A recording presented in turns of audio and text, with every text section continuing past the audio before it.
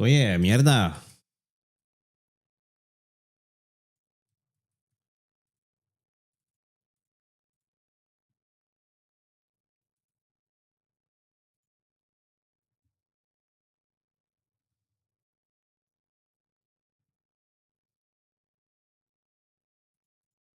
Okay.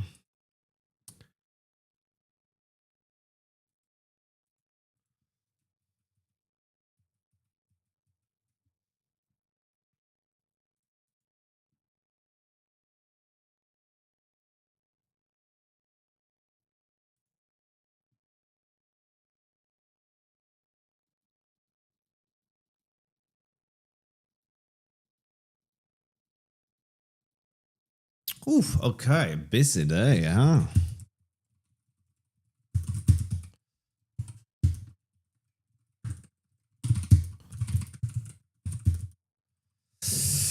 Okay, day 6. World data, whatever that means. Well, it means something. It means something to me. Okay, whatever that means. Right, we have the YouTube's going. That's pretty good. All right. We can move that over there. And then we have Discord, yeah. Pause that there. Hello, Maniac. You certainly are the first one. How you doing? How are you doing? All right, we are officially live. Hello, Enrico. Doing well? I'm doing great, thank you. Marvelous day. Simply marvelous day. Yeah, it's good. It's good. Happy days. Yeah. Shit is not how we should start our day. We're gonna do some programming shortly. We're just gonna do a little bit of the waffling in the beginning. Hello, GLF. Buongiorno. Seems like someone did some lifting. Yeah, I put some effort into my stream today. That's a new one, isn't it? That's a new one. But yeah. How you doing, Enrico? How's it going? What are you doing with your game? With your game? That's me. What are you doing with your Mac? That's you, right? What are you doing with your Mac? I have no idea what's happening with prices now. With all the stuff, like are prices on Apple Products gonna go up or not? It's I'm a little bit uncertain about the whole thing, right? It's got a friend, brag, who's been sort of meandering around, like wanting to buy a Mac, but sort of keep delaying and postponing it. And I'm just wondering, are they gonna get stuff now because the prices are changing, right? So I don't know. 45 minutes. Well, why don't you film it and make a YouTube channel? I don't know. You do what you want to do. I'm not going to have to make a YouTube channel if you don't want to. Oh no no you oh no no no no you can totally fix that, Enrico. You don't have to buy new tips, right? Hello, Yushman. You're first. I don't know if that's true. The chat history seems to imply otherwise, but you're the first Ayushman of the day, that's for sure. Let's see. Let's put ourselves into streamer mode on Discord. There we go. So we've gone from do not disturb to streaming. All right. Hello, Dev. Hello, Sam. How you all doing? So yeah, it's gonna be interesting. You're the first Ayushman in every stream. I don't know. That's a risky comment to make. Okay. Doing good, Sam. Doing good. Putting a bit of effort into my stream today. I even posted on Blue Sky. Give me 1 second.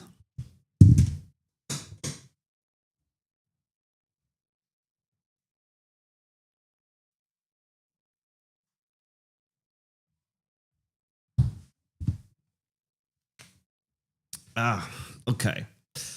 Hello, Dayloop. So I didn't write down what I was supposed to do, right? I was supposed to write down and doodle a little bit as to what I was going to. Thank you for the follow, CJ. I was going to doodle down, like write down a little bit of what I was going to do, but I didn't. So this stream is a little bit ad hoc in nature, maybe. I spent the better part doodling social icons and other meaningless things today. So yeah. Hello, Janelle.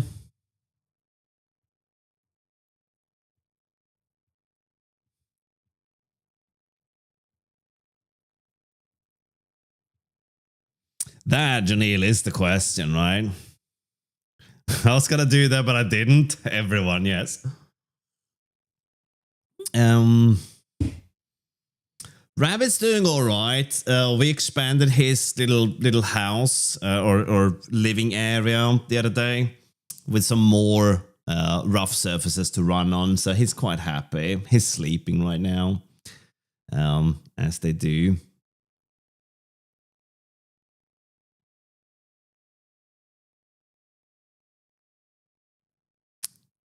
Rabbit, bunny, same thing. Yes, but a hare and a rabbit is a different thing, though, right? Okay, right. So I think we're going to guess that. I was waiting a little bit. We're going to wait 3 more minutes to see what's going to happen. I have a bit of a mystery stomachache. It's not that much of a mystery. I accidentally ate the wrong peanut butter.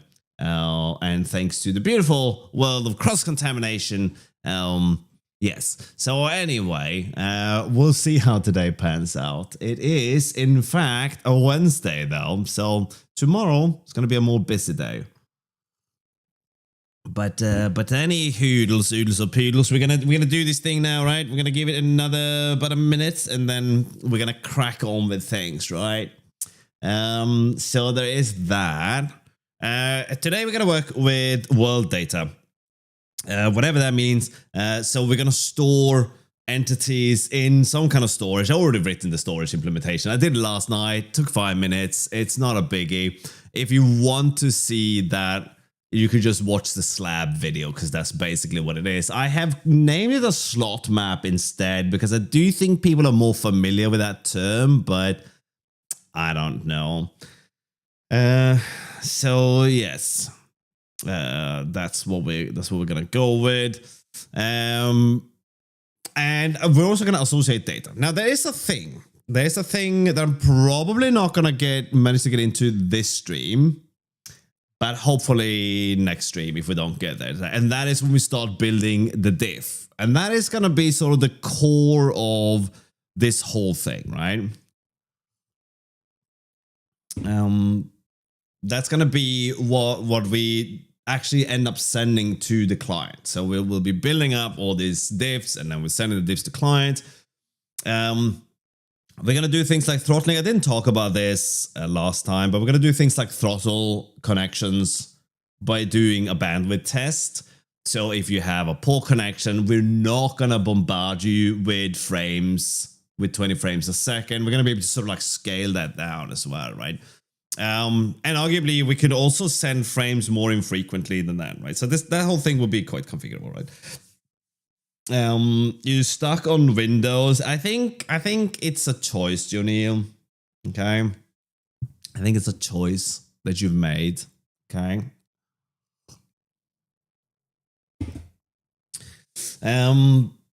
Anyway, so we are about 30 seconds away from actually getting this thing going, right? It's more a struggle of choosing. I think you've made the choice, and now you have to live with it, Johnny, right?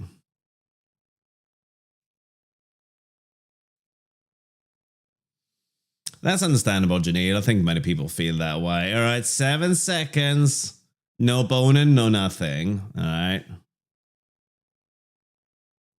There you go. Just remove it and switch to Linux. Okay. Hello, Yogurt. I'm doing all right. How you doing?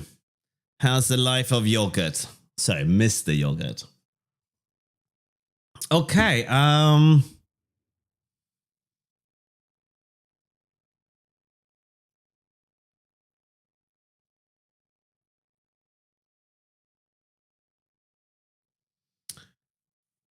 So you're not stuck on Windows since you have backup images. Well, I mean, it's all. Listen, you're gonna use whatever makes you happy. Anyway, this is not a stream talking about Johnny's poor life choices. No, this is going to be about world data. And with that in mind, the first thing we're gonna do, fire up the old tmux, do a system update because why not? And then we're gonna hop to it, right? So we're gonna go to our Bungin project, and we're gonna go into the server. And this is what I wrote yesterday, and I haven't finished this one, so we can actually finish implementing this first, right?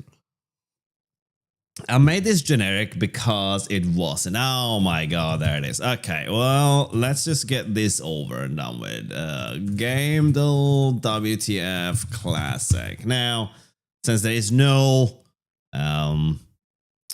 oh crud, what is this thing? Is this black flag? No. Okay.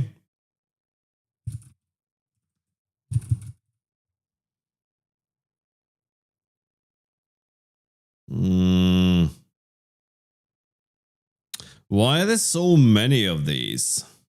All right. Anyway, let's do the artwork then. What is this?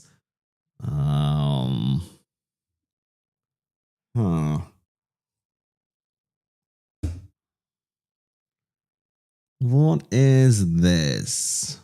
I'm not quite sure. All right, this is going to be one of those RTS games that I don't know anything about, like Kingdom Sausage Farmer or Dank Odyssey or whatever, right? I don't know this game at all. The only thing I can tell you about this game is that it's probably...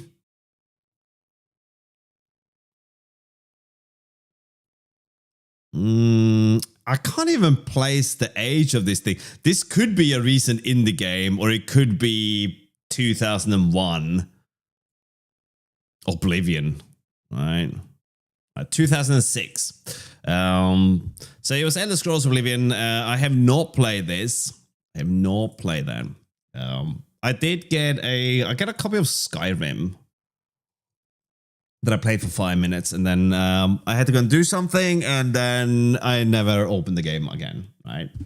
For no reason, like there's nothing wrong with it or what have you. It was just I just never got into it, right? Okay, so and let's see what you guys are saying.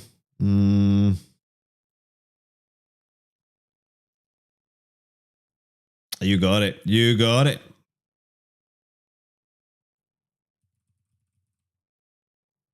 Okay. Anyway, let's hop to it, right? Let's implement this thing. Do I have the slot map there? Yeah, we do, right?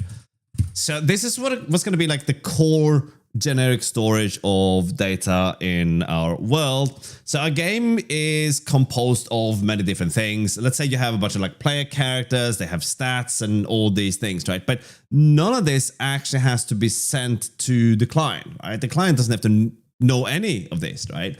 It has to know how to draw text, play sound, load shaders, load textures, and upload this stuff to the GPU. That's like the essence of this thing, right?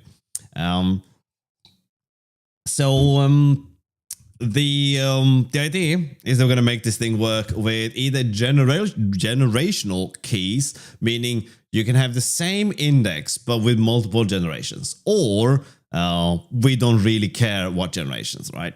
So we have to call this thing, we can call it a basic key, and that could be generational, right? That's good enough. So now we're going to implement the key struct for basic, implement key for basic.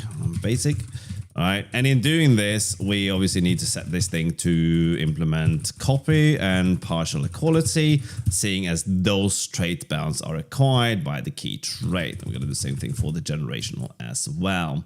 If you have copy, you have to have clone, like so, and then we can just implement these things. So from index, this is us being given an index. This one will be reasonably simple. So we're just going to return self with, self with the index as a U32. Next version here does nothing. It's just going to return self because we don't really version these things. So these ones are version, whereas this one or have generations, right? And then the index itself is simply going to be self dot inner value, and that's it. Very, very simple. Now it's not as straightforward when we get to the generational key, though, right? This, on the other hand, will be almost the same. So now we have to generate the generation and the index, right? And if we look at this thing, how does this thing work, right? Well, we have 64 bits here, right? But we only care about the first 32 bits to represent the index. So we can divide these 64 bits. So this will be the index. Oopsie doodles. Nice drawing. Index. Okay. And this will be the generation. So when we create something from an index for the first time, right, from index, we should probably give this a better name. But then we can assume that the generation is 0. So all we really have to do is shift the index 32 bits to the right, sorry, to the left, and then to the right. And that's our index now. So this basically just clears the upper half of the bytes, right? Good grief, you guys are babbling on about things there. What is that? Let me just ignore that for a second. Close that down. Very quiet over there. Okay, we're all good. Bottle of water. So then we're going to have the next version. And in this case, first we have to do is find... no, not in Twitch chat, Johnny. Don't worry about that, right? Now, for this one, we're going to have to find the next generation of our current index, okay? So the index itself is going to be self 0, like that, right? So we're going to move this left and right. Oh, I'm losing one of my domain names. I'm letting a domain name. Sorry, I'm having a stroke. Domain name expire. Right, so that's going to be the index, and then the generation will simply just be that, right? And then all we have to do is return self. Well, I say that. Now we have to pack these values into self, right? So we have to set the first values to the generation, the first half to generation and the second half to the index, right? So we can take the generational value and bump it by 1.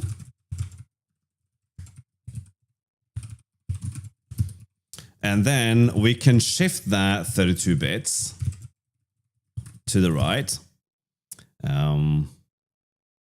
Wait, what do you... Oh, right. This is now reserved keyword. Oh my goodness, Cretaceous. Okay, let's aeration. There we go, right? Maybe we should call it version. Nah, I think generation is probably what people are more used to calling these, right? Okay, so... Okay, so expected at U64 for generation. Oh, right. So this one is easy because we know that the upper bits are going to be empty. Although technically, we could also just make an assertion here, right? We're going to assert that the index is less than or equal to U32 max as U size. All right, we can do that. Then we don't have to worry about the index, right? Then we're fine. Because we enforce the index to be 32 bits, we can just cast that and then we're done. So the next version thing here is now obviously not right. So what we have to do is simply do a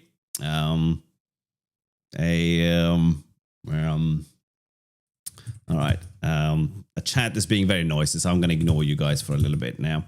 Don't worry about it. I don't want to see like old clips on my stream or anything like that.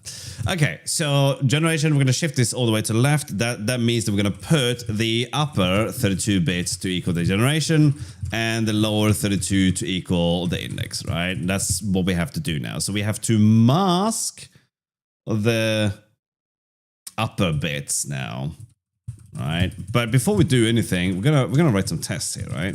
And we're going to do generational keys.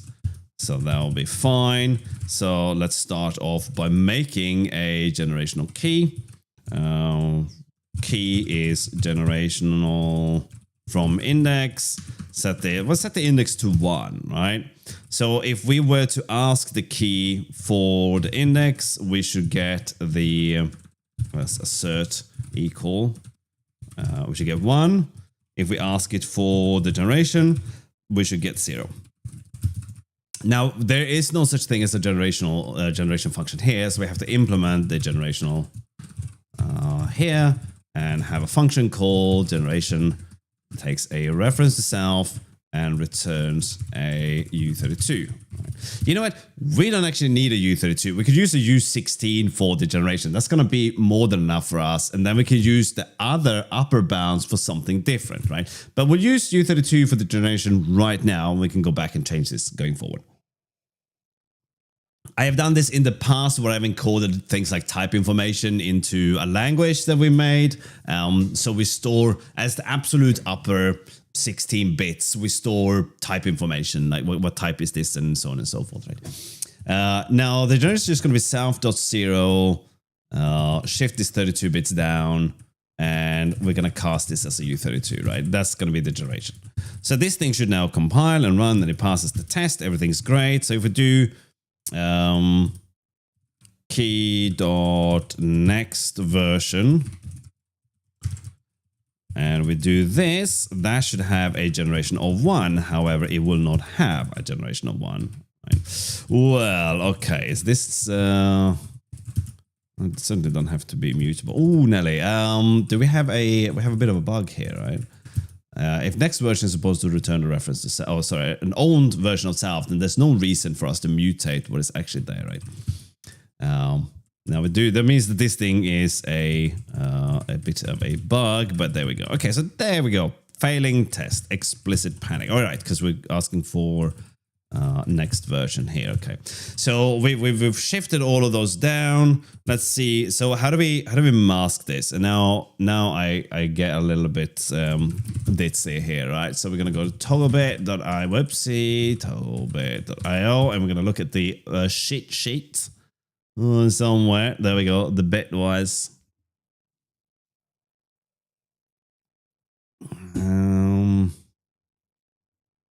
Right, so we're basically going to make a mask like this, where we set these to... Wait, what?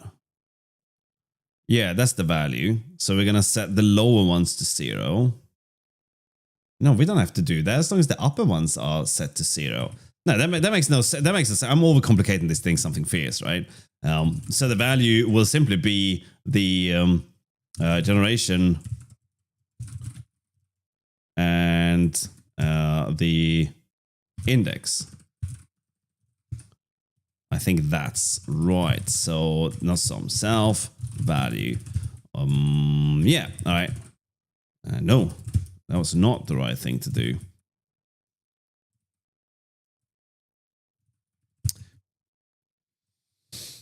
Wouldn't that set the...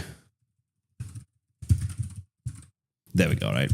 Okay, so now we have the index and we have the generation, and we're going to get the next generation. And if we do this one more time, that should be 2, right? And it's all good. We can go all the way up to U32 max, right?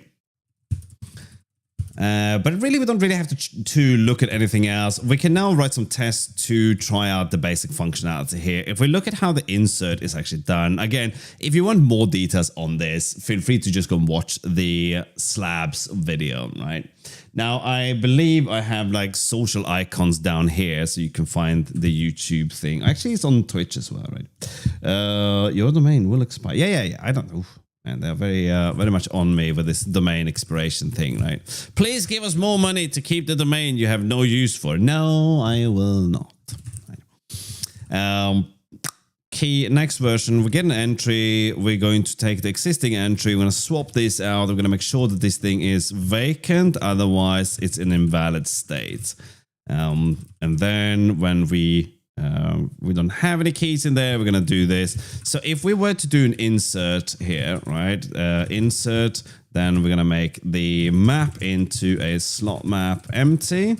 And we're going to do a map.insert 1, 2, 3. That's going to be our key. And we can now, well, we haven't really said what kind of slot map this is, right? So let's make some type alias for this, right? Now this is going to be the keys. And where are you, mappy? That's the entry. And then finally, the actual map itself, right? Slot map. We can bung some aliases in here, right? So pub type. We're going to make this public because we do care about exposing these to the general public, right? To the client, really. It's only where we need to put these things, right? Oh my God, I am going to have to mute things in my own space there. Okay, for 8 hours. Okay, there we go. Mute.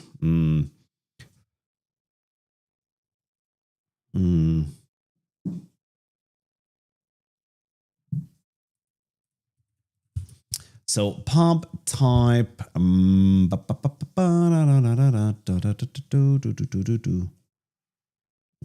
are we gonna do for this thing? Pub type. What are we gonna call this thing? A map and gen map, maybe. Right. Right. Let's have a quick catch up. What's the point of bit fiddling? Won't just use the same space for structs to 2 fields? It will, but the data is not the same. All right. There's a struct with multiple fields going to have more data associated with it if you have to do things like serialize and what have you, right? Or indeed.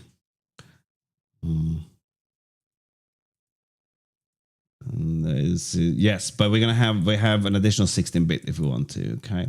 Hello, DaVinci Dev. How you doing? All right. So that's going to be a slot map with a. Did I use?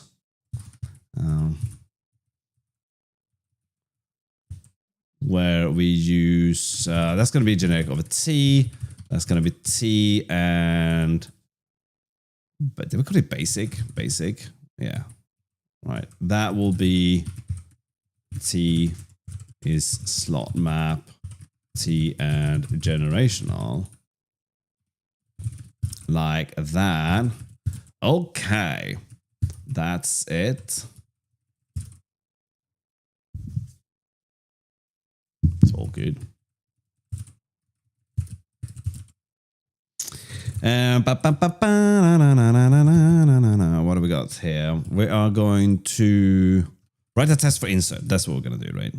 So the key should now be 0, but we didn't say which slot map we're going to use. So let's use the regular map for this thing. So map empty insert. We should now be able to get a value by doing a map.get key.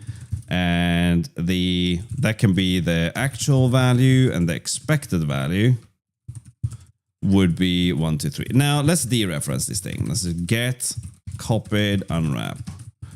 All right, so copied because this is obviously a copy type. So doing that is cheapo, and say it's a test, so we don't really care, right? Running this thing doesn't work. Map is not mutable. Okay, mute map. There we go. Explicit panic. All right then. Now that should be none. Oh, right. Oh, whoopsie. And the same thing goes for this, right? Some value. Right, so I said I finished this in 5 minutes. I clearly hadn't finished this, okay? There we go, right? So we got an insert working. Let's do a... we have an insert and a get, right? Let's do a remove insert. And the point of the remove insert is to make sure that it is following the right logic for the keys, right? So if we use a gen map instead, now this key should have a generation, right? This is a generational key. So when we do an insert here, we can do a map.remove key, and then we can do, first of all, using a get here should fail, right? Do we even have a remove? No, we do not. Okay. We're missing a little bit more than I was expecting. Pub function remove, mutable reference to self. Key is G. And to be able to remove something, I don't know if we want to be like super strict. When I've done this in the past, I've had very strict rules for when something can and can't be removed, right? In this case, we're going to be a little bit more similar to what the standard libraries vector is doing, right? Oh, actually, not what the standard libraries vector is doing, what the standard libraries hash map is doing. So removing could potentially fail. So we'll return an option of an owned value here. All right. So, and the only way we're going to be allowed to remove something is if the value exists and it has the same generation. So we kind of have to do that first. Now, this becomes a little bit more expensive if we have a remove function over this. So that means that we could, rather than doing that, we could write two specific remove implementations, one for the generational data and one for the basic data, right? So let's do that. Okay. Oh, all right. Sorry, I'm just gonna close down then.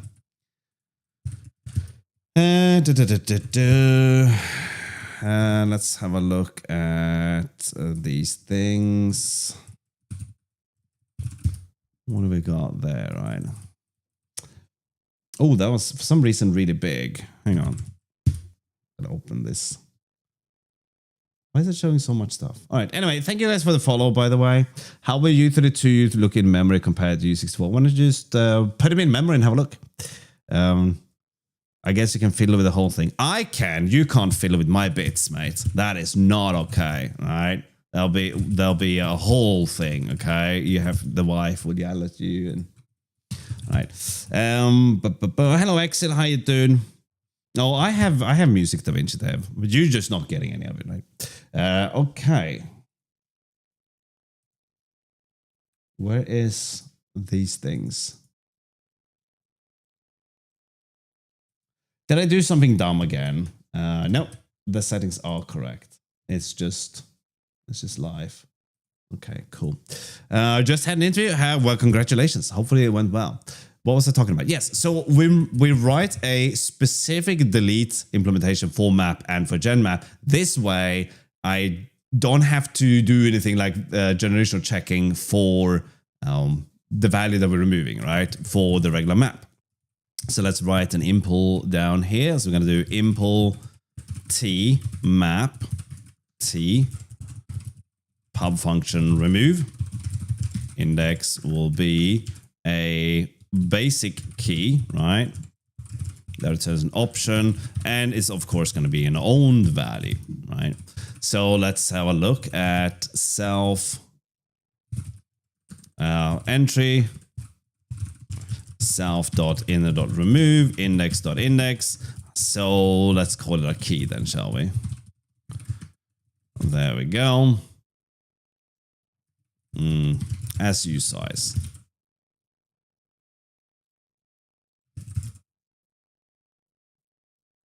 Right. So according to this thing, since this is a vector, it's going to guarantee that it exists in there, right? Which is not quite right. Okay. Oh, we're gonna have to check the value type anyway. Okay, it doesn't really matter. Now it's a little bit annoying because now we have to make a choice. Because removing is potentially gonna do some safety checks.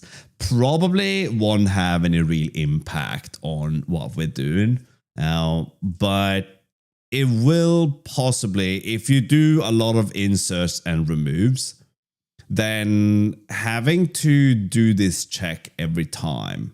We're talking about you doing this check millions of times, right? In a loop, right? Then that obviously adds up. Hello, Isias, how you doing? That adds up, so it's not ideal, but a length check won't work. The alternative is to panic if we were to remove the wrong type or the wrong value in there?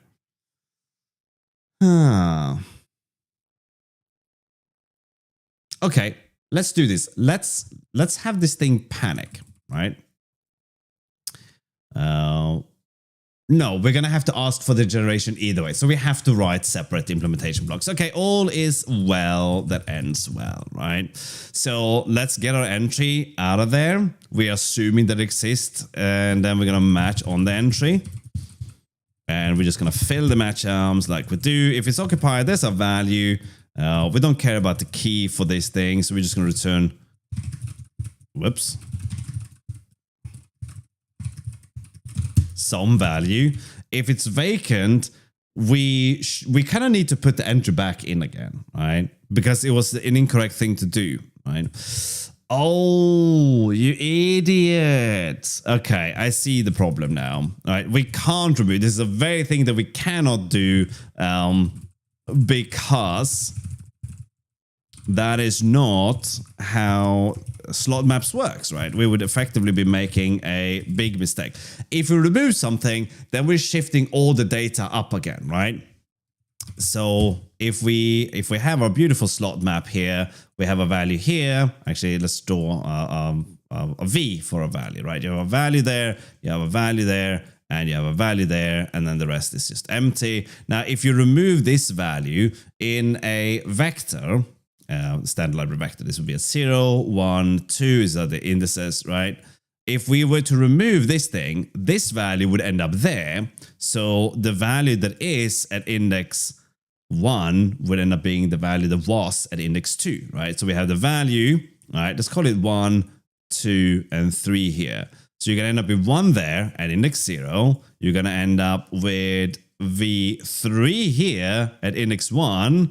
And here, who knows what you have here, right? So there's no way around that, right? We can't actually remove anything. The only time you can sensibly remove something from a slot map or a slab is if you were to remove the last entry, right?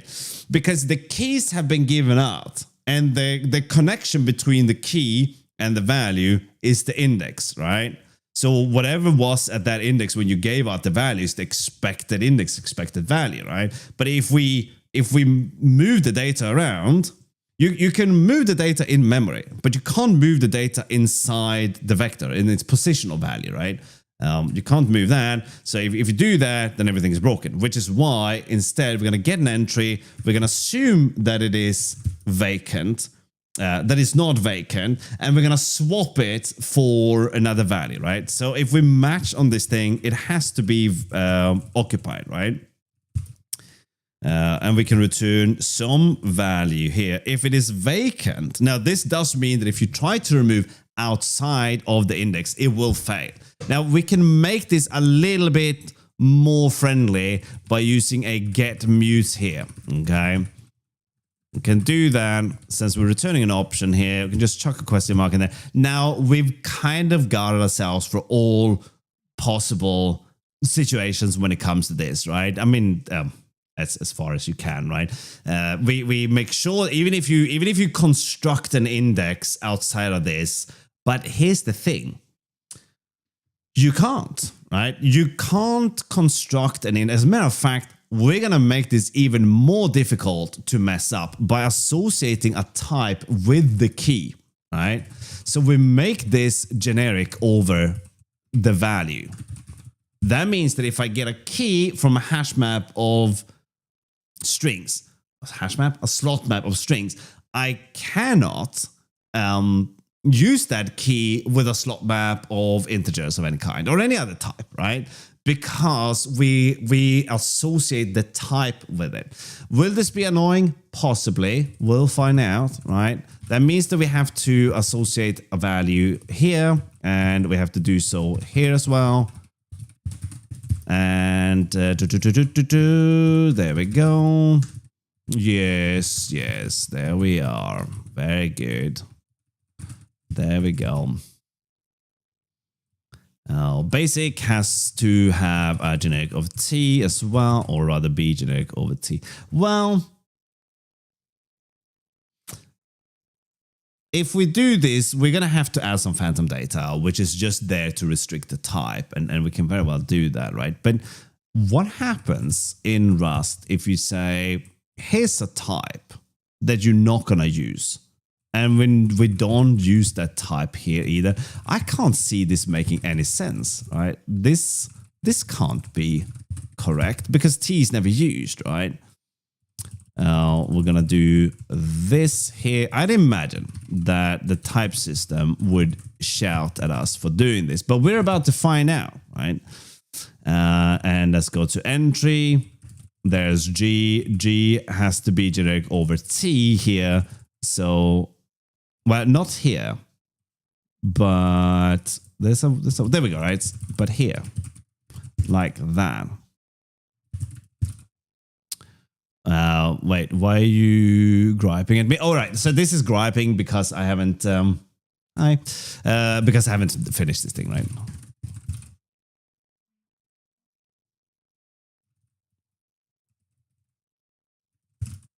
Type annotation needed. Oh, really? So that's what ends up happening there. Okay, well, I'm okay with this. So let's associate, but you know what? We're going to have the panic in there. So, okay, so we can technically do this. I have no idea how that would work.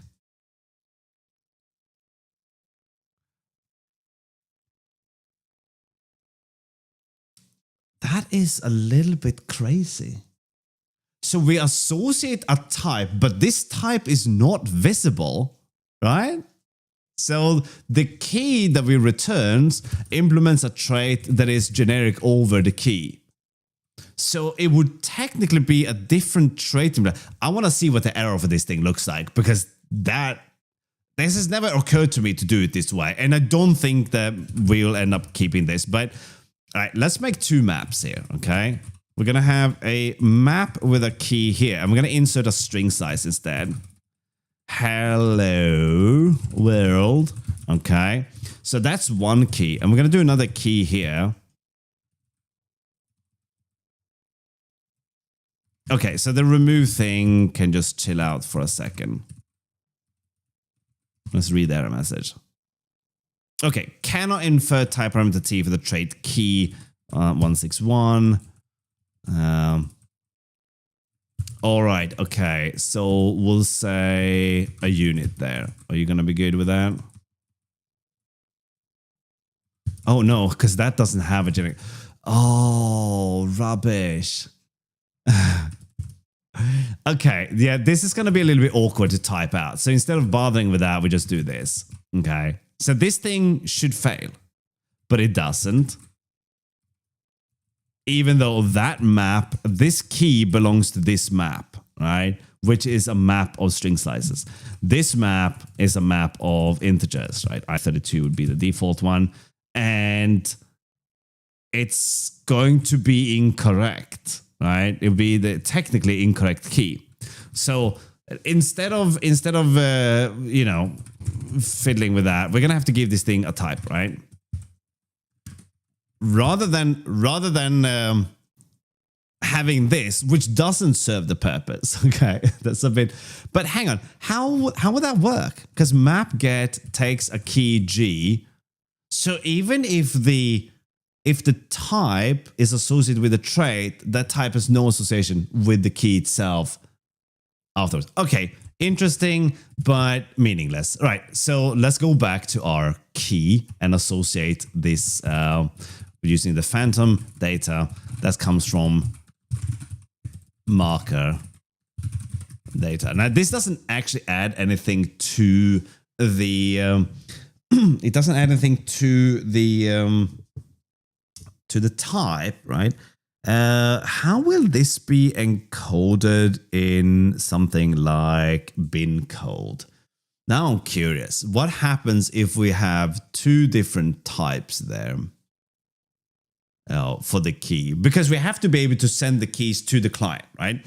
The keys should just be some binary data that ends up over at the clients, right? And we have the opportunity to do a lot of stuff with this thing. We can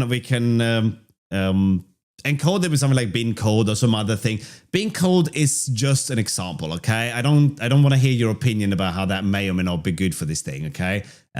We can just use bin code. We could use something else. It's just an example, right? And we could use compression as well with something like LZ4, L for Z, right? Hang on, it's here somewhere, right? Creates something like this, right? There's a pure Rust implementation for this thing. Nope, that's the one, right? With this one, right? Now, I don't know if this is true, if this is the fastest one. It's a bold claim to make. I don't know if this is true, but it is a flex, so why not? Either way, we could use any of these for compressing the data. Now, the question is it worth spending the CPU cycle to compress the data before we send it or not? Well, I mean, that we just have to find out, right? Okay, so now we have a key, we have a generational key that is generic over T, and that means that this thing has to have more beautiful generics, so does this, and the basic's gonna have the same thing here, phantom data T. If we do that, then of course you are generic over T, I am generic over T, you generic over T, right? This just wants some phantom data. Where is the... Here we go, right? And then the same thing here, right? Some phantom data. That doesn't actually occupy any space though, right? It's just for the type system to be happy. And next version is just going to return self, so that one's fine. And then here, we just associate the type like so. Bam. There we go, right? Not so much bam.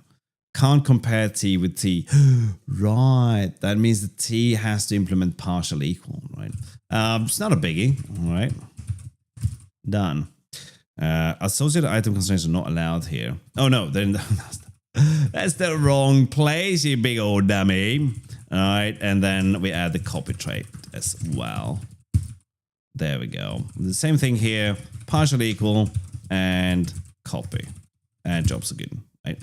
So now this code that was working before should not work because it's the wrong type. All right, there you can see it. So now we can actually use the type system to prevent someone from trying to fetch data from the wrong kind of slot map, right? You know what? I might have thought about this the wrong way. Well, we'll see. We'll see. Okay. Are you working now? Yeah, sure you are. This one is not because we did this.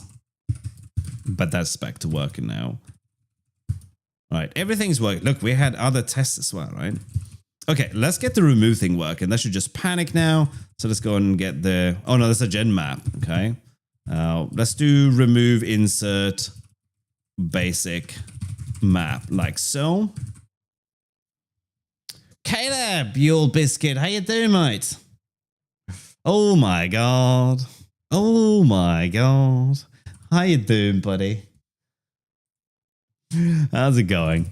Okay, explicit panic 149. So let's go and implement the remove here. Okay, so that one's going to give us the entry. This entry has to be occupied. Otherwise, the question is, if it is vacant, do we actually do anything or do we just return none here, right? Going all right? Nice one. As a matter of fact, we could make this work for both maps, right? As long as we say that the key is equal to, whoopsie doodles, the current key. And because we have equality there, the key will not be equal if the generation has a mismatch, right? Hello, Prevan. Hi. Did you see my incredible use of blue sky today, Prevan? I felt like such a young and in the know person when I like blue skied all over the place. That sounded oddly sexual. All right, so what's this thing do? The method index with the trait bound is not set. Okay, right, but that's okay. We're just gonna do this now. There we go. Right. Yeah, I even put my social media things down that way somewhere, right there. Where are you? Right, somewhere there. Right, you can, if you look down on the screen, and for once I can't see this. Okay. Unsatisfied trait bounds. Is basic not implementing copy? Oh, right. We don't. Oh, no. This is wrong, by the way. This is woefully wrong. This is wrong. Hello, Scott. Oh, sorry, I missed you. But people were getting a little bit too opinionated about and asking questions that were boring to me, so I ignored chat for a little bit. That's all. All right, Scott. I'm sorry you're a casualty of that. How you doing, buddy? Ba-da-da-da-da-da. Generational. There we go. My goodness. Stop texting me.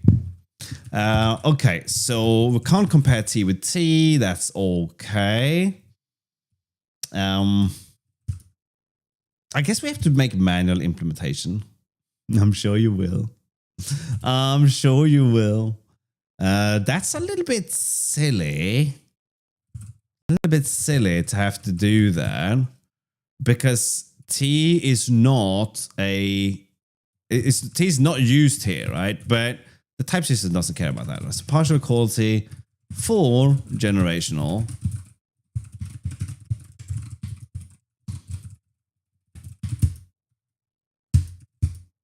So then we just do self.0 dot equal other.0.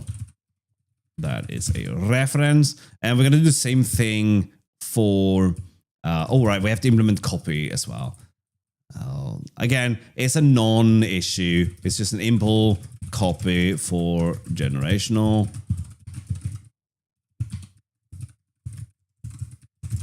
Like so.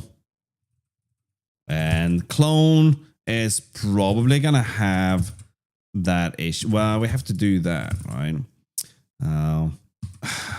Okay, we can't. We can't. We have to implement clone as well.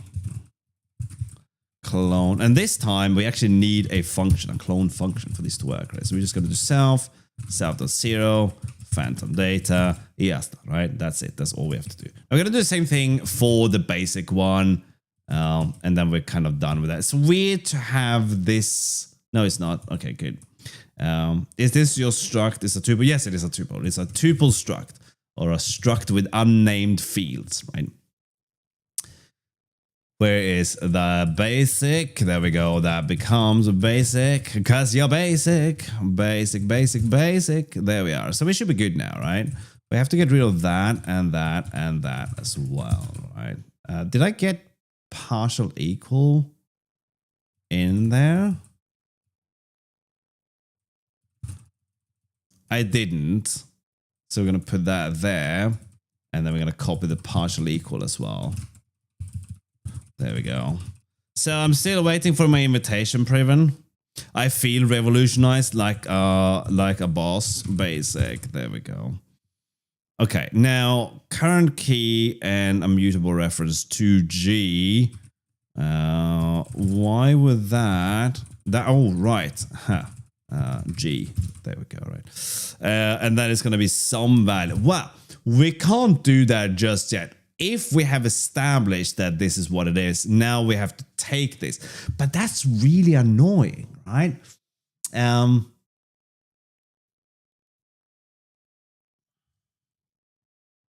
What we could do is we can assume, okay, we can assume that the value that we remove is most likely going to be removed. Thank you for the follows. Good morning, Tedek. The value we remove is likely going to be removed 99 out of 100 times. The value can be removed, right? So we can actually take the value out of that memory, but we have to put something there in the meantime, right? Doing all right, 16. How you doing? How you doing this fine day?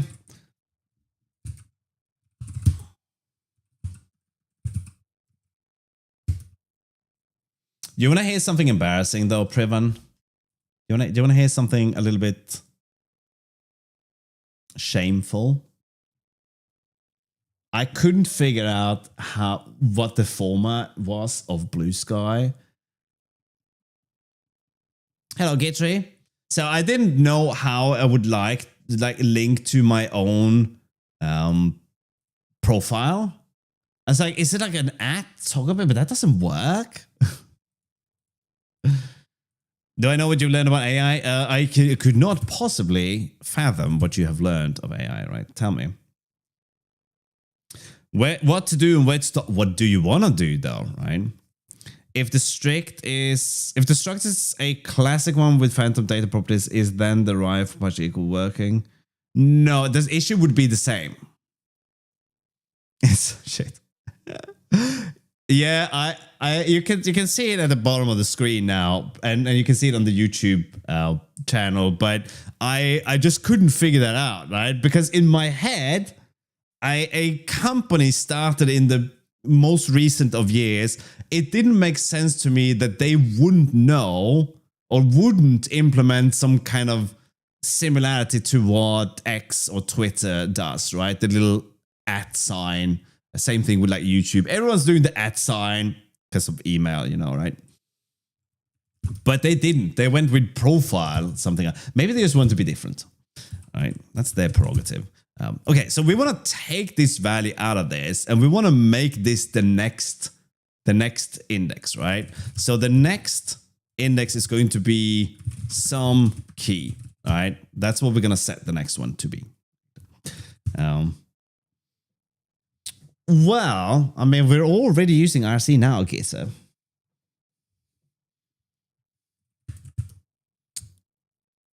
Okay, so we have an entry. We have then the next entry is going to be what we have. Current next. What a beautiful name, right? Next.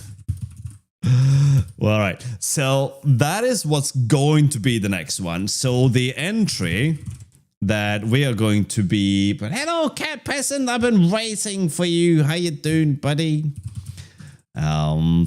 So this is going to be an entry vacant where the next key is the current next. Okay, this is beautiful in its mess, right? We're doing a lot of things that we might have to roll back, but most of the times this is not going to happen, right? Doxing without tagging. Entry WC, call it WC. I'm confused by that comment, right? I'm good, mate. I'm good. I'm better with you here, mate. It was so daunting to not see you in my Twitch chat for a while. I genuinely got worried. But I didn't want to call your mom because it felt a little bit, maybe crossing some boundaries. So I was going to do a bad joke, but I'm just going to leave it there. Anyway, I'm happy to hear that you are doing well. Okay, so now we have to swap these out. So instead of doing this, all right, well, we are doing that, but we're doing a swap now from the entry to the blah, which is not mutable. So that doesn't work, right? As we swap this out. So now we've set up for a scenario where removing is done. We have technically now done the removal. So matching on the blah is going to give us a value with the current key, and that this is what's going to happen, right? If we end up here, it means that we try to remove something that isn't possible to remove, and we have to restore the beautiful mess that we made, right? So if this is true, we're going to return some value. We can fix the next equals the, what do I call this thing, right? The current next. No, next equals next, right? And then the entry is going to have the current next. And we've already done that part, right? So we'll call this thing, well, we'll rename you later. It was. And isn't that what life is all about, Gitter? And now, you know, I'm missing Temporus these days. I'm not seeing him, right? Maybe I shouldn't be so attached to my community. Maybe I need to go outside now and then. What are you griping about? Blah is an entry, and an entry is a mutable. Oh shit! Look at that. There we go. Right. Whew, how embarrassing. Right. That's a G. That's a G. Now these two don't have to be. Okay. So everything has gone well. We put that one where it belongs. Now, if this doesn't pan out, we have to put this back. Right. We have to put this value back to what it was. So in this case, we need to do another mem swap, right? We need to do this to put it back. And then we're going to return none here, right? Oh, what a crazy old sausage, right? So if we remove a value that exists, we get the value. If we remove a value that doesn't exist, we have to put it back, right? So that becomes more work. But this becomes less work since we do it up front. We don't have to check if the value exists. We don't have to do all these checks. We kind of assume, which is great to do, that this is most likely going to work, right? So let's try this thing now. So when we remove a key, this thing should now have a value. We can do an unwrap here, and we can assume that the value is 1, 2, 3. Okay. So far, so good. Now, if we were to inspect the state of our map here, let's just print out our map in the most debuggiest of fashions. We can see that we have a vacant entry where we removed it. The next value is pointing to 0. Okay, that's what we're expecting to happen, right? We could write an assertion for that as well, right? We can say that the map.next is some 0. Well, it's some basic 0. Okay.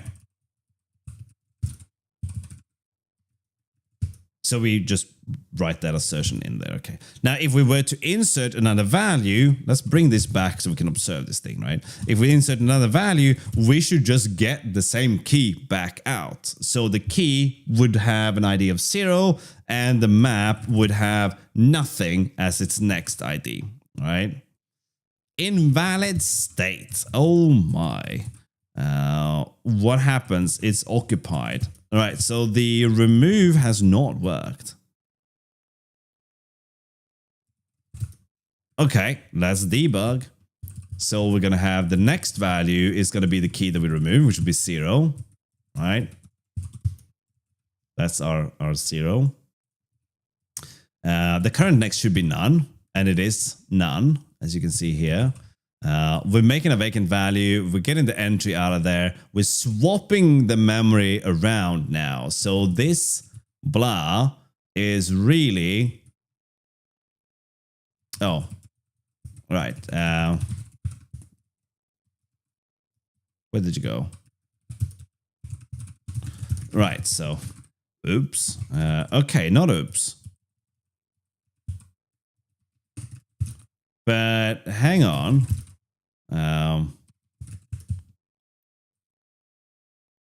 No, that's not right. This should become the vacant entry. All right. Let's hop in there, okay? So this entry now should be the one that holds the value, all right?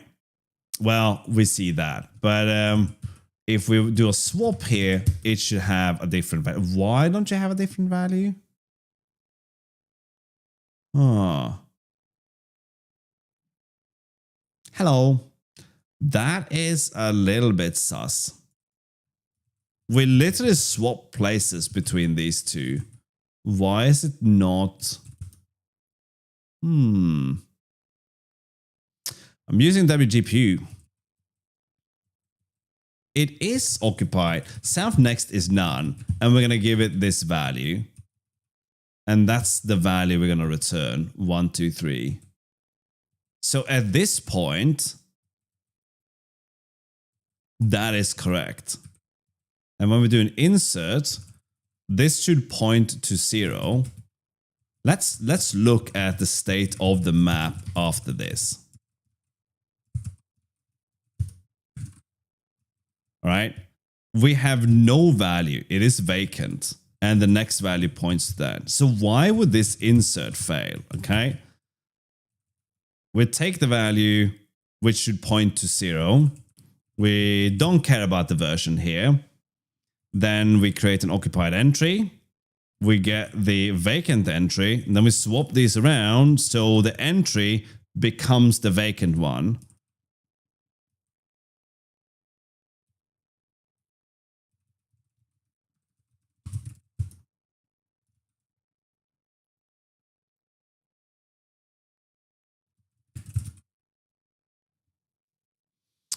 Okay. So the entry is occupied, and that should become the vacant entry.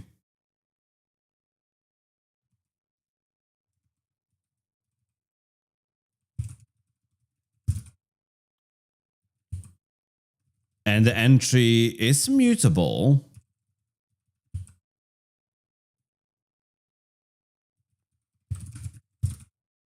There we go. Right. So now it should look a little bit better. There we go. I just got my names, confused. That's not too bad. Insert boring joke. All right. So the next one holds no additional value, right? There we have nothing there. If we were to do 2 inserts before we do and 2 removes, then we would get additional values in there. So then the remove insert basic is now fine. So we can write an assertion that the key here is basic 0 phantom data, right? We just keep reusing the key. So what happens when we remove from a generational map instead, right? So let's change basic to generational. That becomes a gen map. Now the keys are a little bit different. So when we do an insert and a remove, if we were to keep the old key here, all right, then we're removing with the old key. We don't really care about that right now. Well, we don't care about that. We're going to do an insert here. And now, if we do a get with the old key, this should fail, right? So we're going to assert that map.get old key is none. And that is some, right? Because the old key has a different generation than the new key, right? Well, we can also assert the removal here, right? So if we do a remove, it should have the same output, right? And if we were to look at the map at this point, we'll do map pretty print you, pretty please. There we go.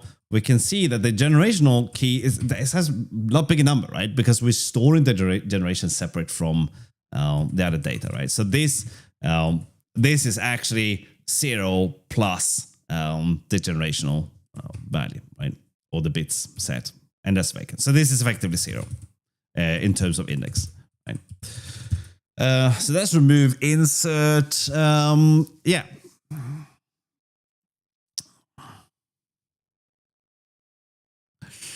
I have no idea what that even looks like, Cheyenne.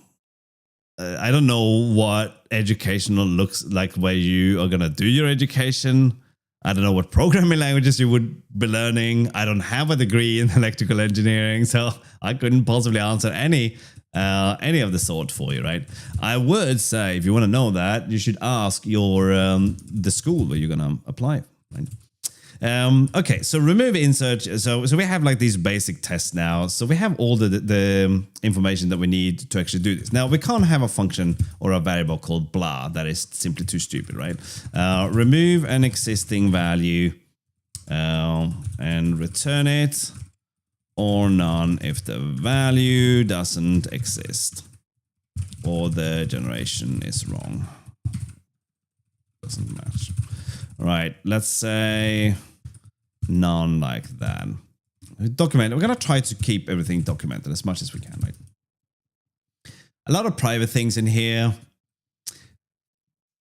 And we're not gonna expose the trait either, which possibly means that Rust will complain. And I think it's really silly that it is an issue with Rust to do this, but you know, it is what it is, right? Okay, so that's our world storage done. It's done, right? We don't need to worry about it anymore. So if we go, oh, how's our systems update going? Okay, let's do that too. So this is going to be our test game, and at this point, it's not really entirely certain, right, what we're going to end up doing here to fit all this together, right?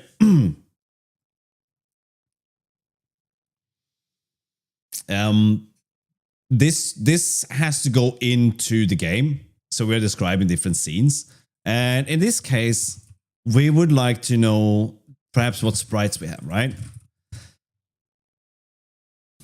So we can store, and we can actually add this to the sprite itself here, right? So we're gonna have a pub type sprites, which is a, now that's the question. Are we going to use, I have to think about this for a second. Are we going to use the generational slot map for this? Because we will be sending this as part of the payload to the client, right? The following sprites exist at the following locations is basically what we're saying, right? Well, it's not that simple. We're saying the following sprites have changed since the last frame that you acknowledged, right? That's what we're really saying, okay? So if a sprite has been removed and another one has been created, they would possibly have the same ID. But I think that won't be a problem. I don't think it's going to be a problem, right? So instead, let's go with a basic map for now. And that's going to be a sprite. Because that's what we're going to be sending. Let's get the slot map in there, clean this up a little bit. And basic is private. Oh, the keys are private. Okay, well, that's not a sensible thing to do, right? Even though the keys themselves has private information, the key cannot, in fact, be private. The same thing goes with the generational one, because otherwise we wouldn't be able to export them out of this library. So now, if we go back to this thing, we could have sprites in here, okay? So that could be sprites. We are not exporting this yet, so let's go and modify the API. Let's use slot map basic. No, let's use sprite, and we're gonna have sprite and sprites. Okay, we're kind of sort of designing the API through here, but that is not entirely correct, because this is just what we're exposing through this library. And if this gets too big, then we will collapse this into separate modules instead of just putting everything in the roots here, right? But right now it isn't, so we don't have to worry about it. But we do have to worry about it here. Whoops. So here's the server, here's the client. So we're going to expose the sprite and the sprites here, right? So we can have access to both of them. Now, in our test game, we can import this thing, right?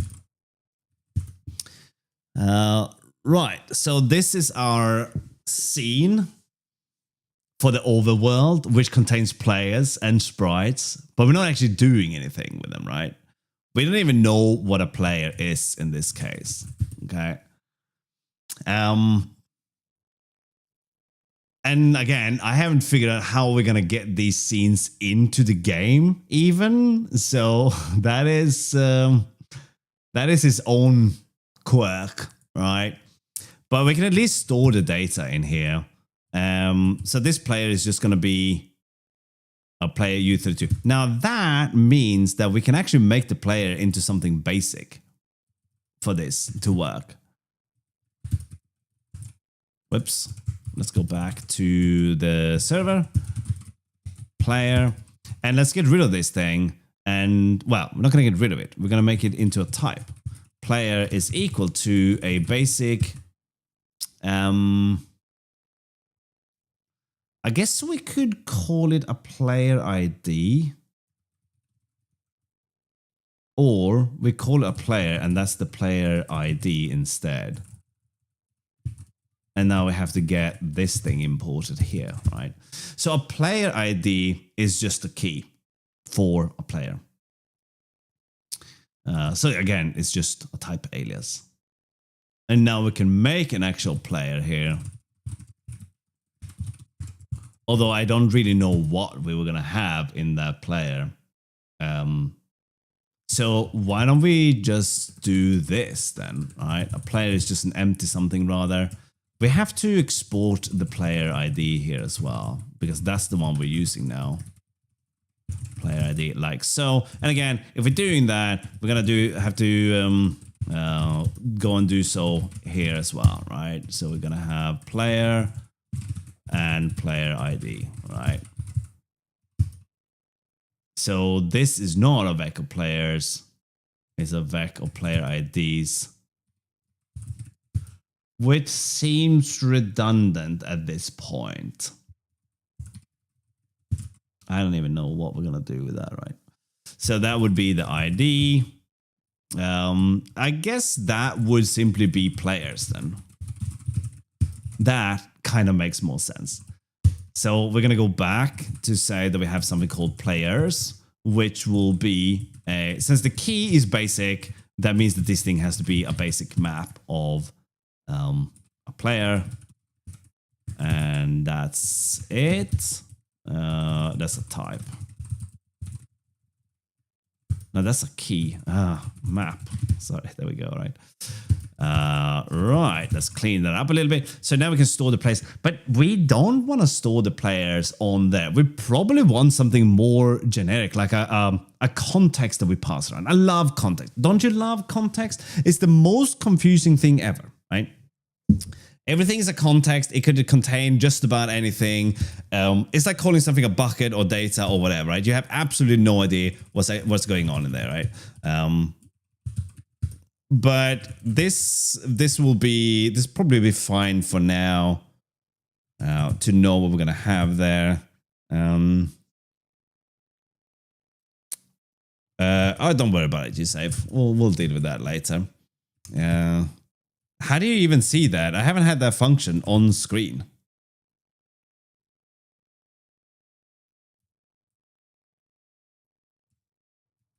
Okay, now I have to go and look. Now I have to go and look. Damn it.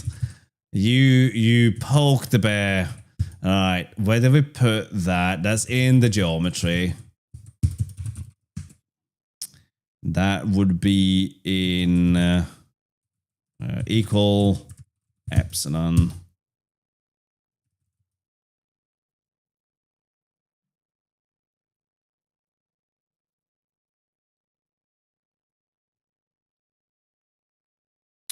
You're right. You are right. Like that. That would have given -1 and +1 a truthy value. Okay. Now it's failing.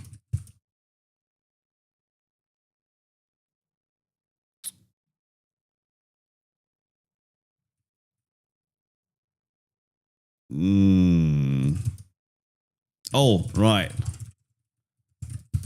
There we go. No? Then we don't go. Does this return a new one? It does.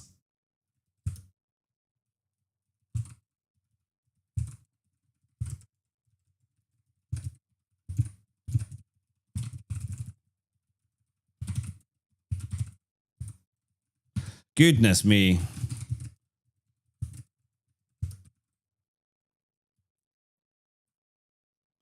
Assertion failed.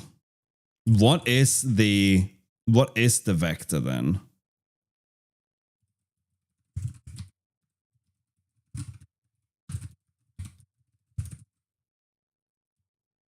-2, -3.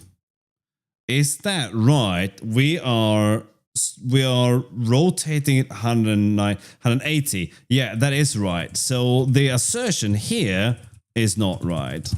That should be okay though. But it isn't.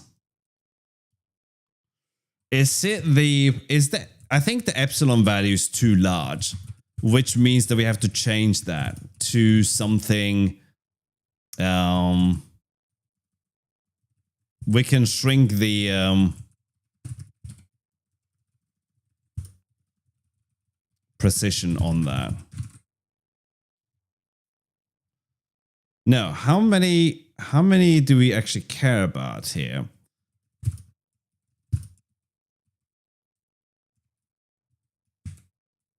Now I have to go and look at the matrix thing that we did. Yeah.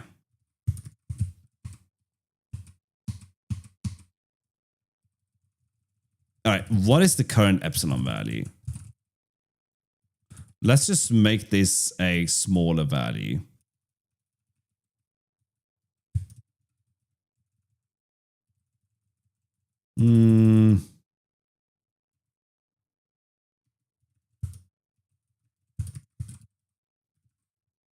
There we go, right? This video makes you want to sleep. I mean, why not? Maybe this is the new sleep inducing thing, right? Can we change the precision though? So maybe whoops. 6, is that enough? Yeah. But 7 is too much.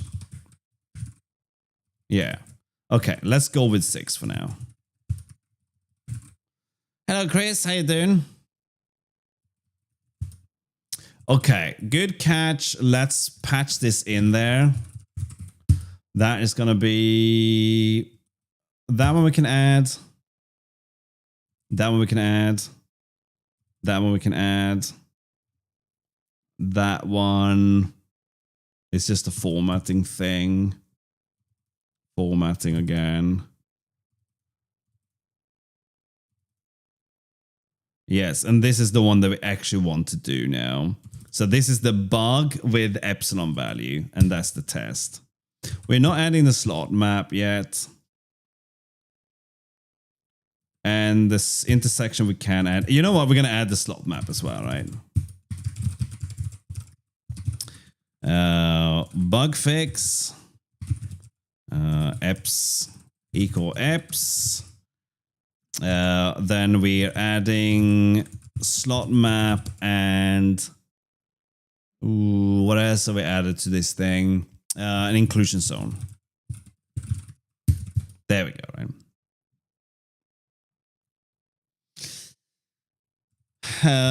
Well, it's just I just have an LLM next to me, Chris, that tells me what to do. Wow, that was a thing. Okay, that happened. Wow, even more of a thing that happened. That's the one we want, right?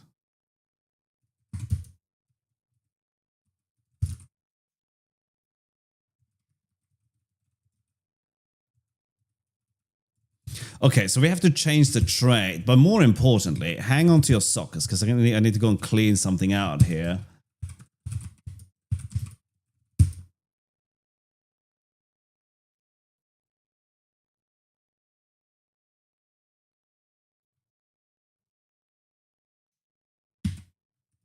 Okay, we'll skip it for now. We might have to do something, or we might not. We'll find out. Okay, that's definitely the secret.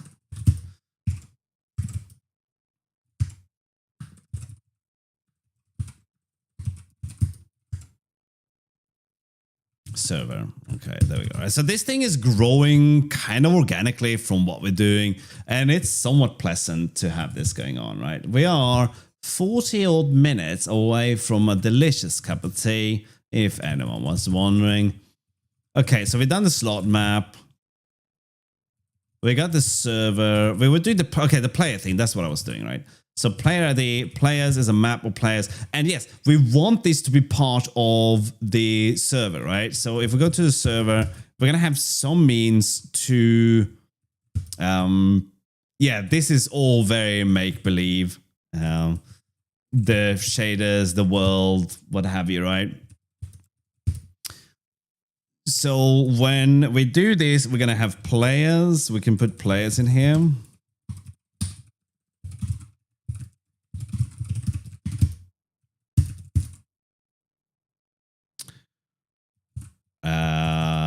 What? Expected value found type alias players. Oh, right. Goodness me. Idiot warning. Let's put you there. All right. And then that's just going to be empty because we're starting up a new server, right? So that is clearly empty. We do need something. Actually,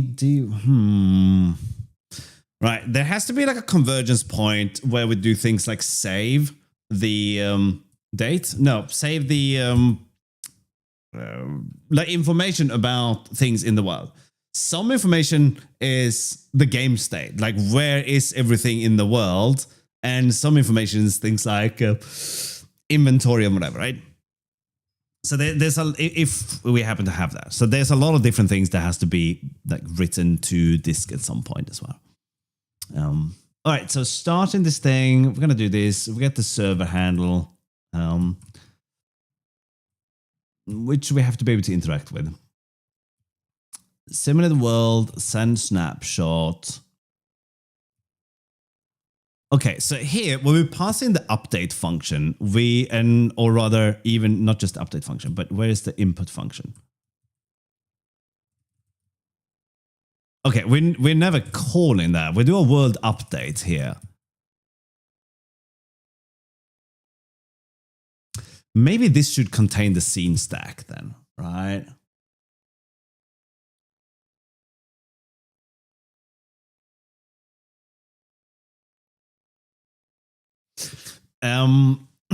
So if we have a scene that exists across the network, that is different from a scene that exists locally. So if two people open the same game and go into settings, that all happens locally.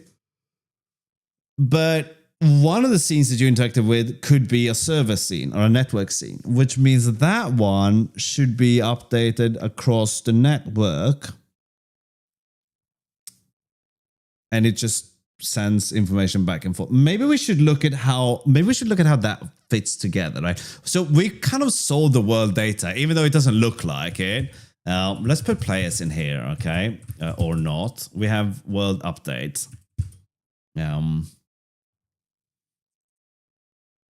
Do we need to know about players when we update the world? Yeah, we kind of do, because something might occur as a result of an update that has to be forwarded to the player, right? So let's go to good old Excalibur. And let's get rid of this. That was a conversation. We've already solved all of this, right? So this is now a non-issue, right? It was solved, it was beautiful, it was fun, and we loved it. This is kind of what we're talking about, all right? Now, we have a client and a server has scenes, and one of these scenes could be a local scene or a remote scene. So we need to think about how this fits together. Like, what is the actions that leads to you ending up with a network scene on the stack, right? So let's say that we have a menu. You open up the menu. You have start new game or connect to a host, right?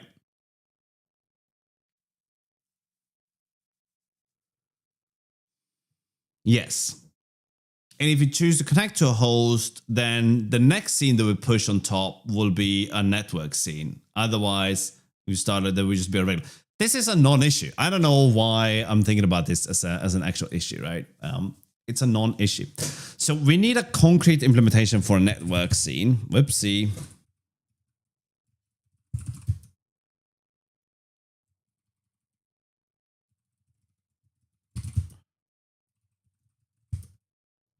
Okay, we don't have that. So let's have a struct called network scene.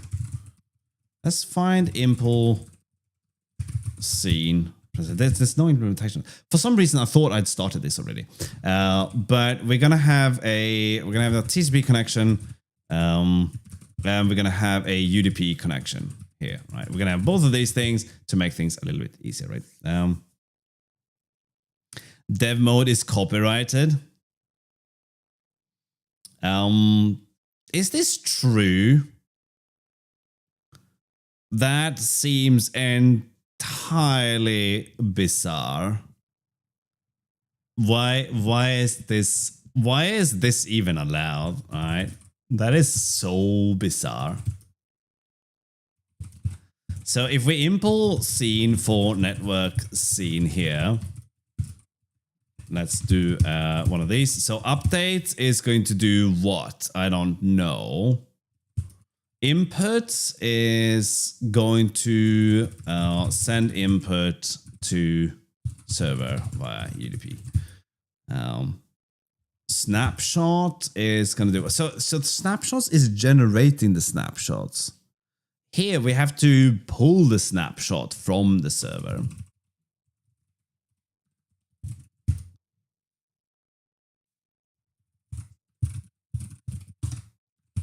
Whoops, mouse mode, no. Okay. I'm going to get rid of that mouse layer. It is driving me nanas, okay? It's driving me insane in the mainframe. Is that mouse mode? Yeah, it is. You know what? You are now a no key. Where's the no key?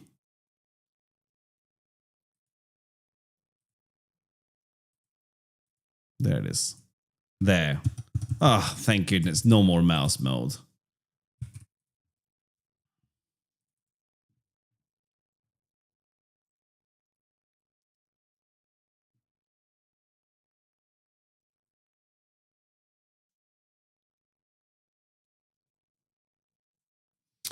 Okay, so dev mode trademark.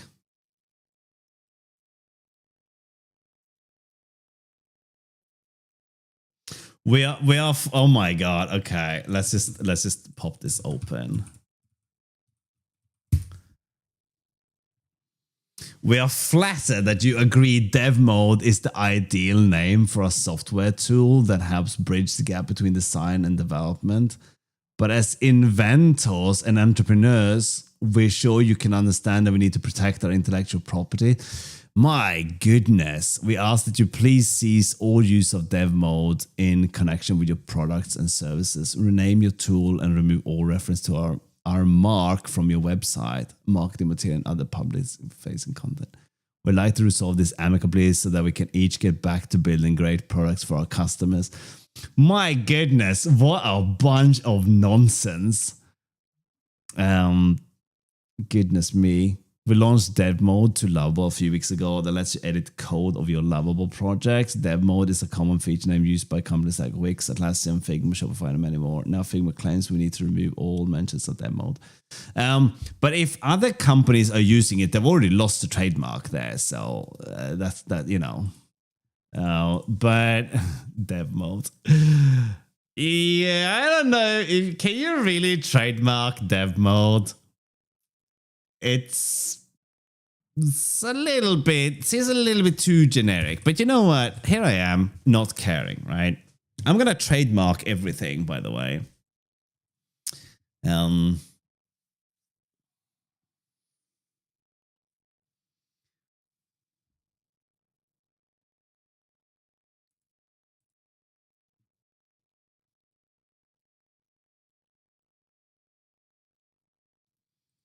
yeah, but does Lovable have the money to back that up, right? It just seems a bit silly. Um, I think this is one of those when companies do this, they just look silly. The moment you threaten with lawsuits, you just look like a big right. There's no one's gonna be impressed with you. You look like a twat. Stop it. All right.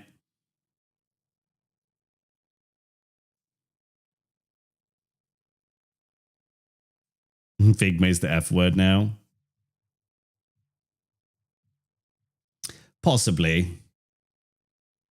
I remember Figma as the good guys at one point. This is generally how it goes, right? Companies are the good guys until they show the true colors, or they stay the good guys and the bad guys eat them up, right? How cynical. Also, tasty company. So pull snapshot from the server via UDP. That doesn't seem. Maybe it does seem alright.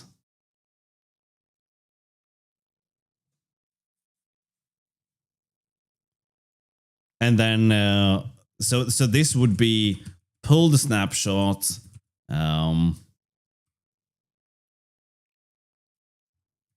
Forward snapshot to client, right?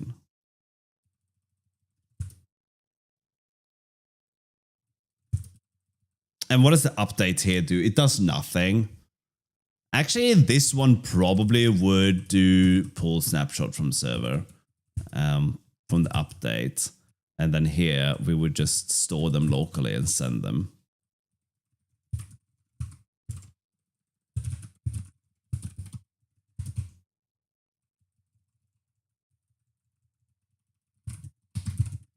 We can do that as well, right? I think I managed to obsessively save that file 5 times.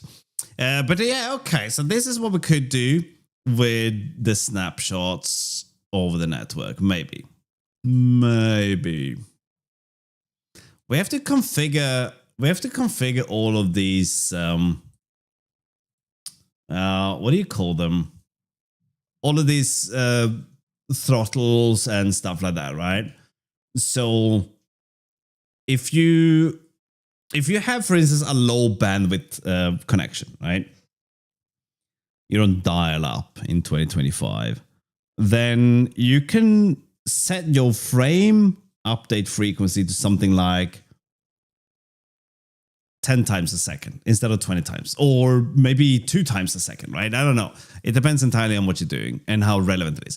Remember that everything will be interpolated, right? So if you get a frame every 500 milliseconds, that does not mean that the world around you will move at 2 frames a second, because you have your graphics card rendering at a frame rate and will interpolate between 2 frames, right? Hello, UGLR. How you doing? Thank you for the follow, them. Yeah, so there is that, right? There is that.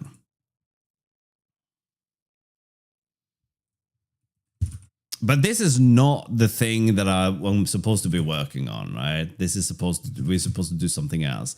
So all the networking bits that will happen later. But now we have a means to have this. Now what we need to do is sort of make this possible to fit this in. So updating the world here, how will this work? Well, it depends entirely on what we're doing, right? So we have the input map and we have the player ID in this case. So we could get the, so we need a player as part of this as well, right? So that could be the context that we share with every function for the scene, right? We need access to all the players.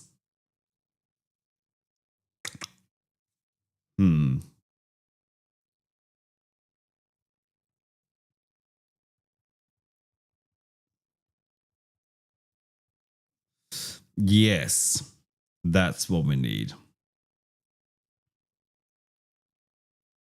Oh, we're almost at tea time now, right? We need access to all the players. So we can fetch the player by player ID, and then we can do something.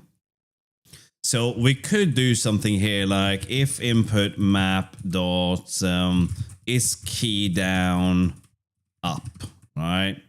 We would obviously not do just that, but it's pseudocode, right? Then we can say players dot get player, right? We'll unwrap that because that's how we roll. And then to find out which sprite belongs to our player, we say self.sprites.get player.sprite. Unwrap that one as well. Maybe we should have a get unchecked. Hello machine, how you doing? How's that game you were looking at doing? Has it calmed down, or are people still being difficult?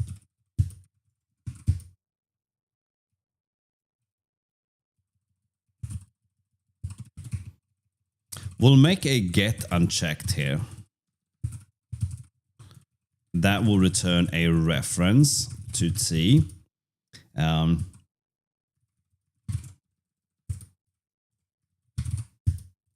We'll panic if the key does not match a value, right?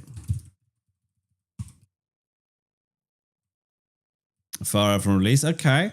Okay. That's fair enough.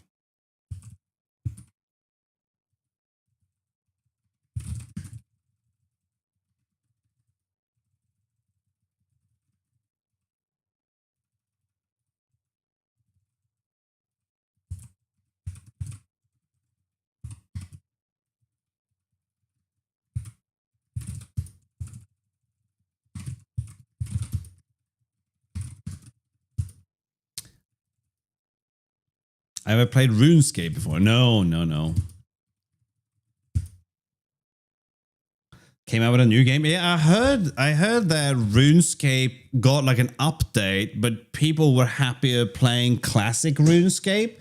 So making a new game maybe makes sense.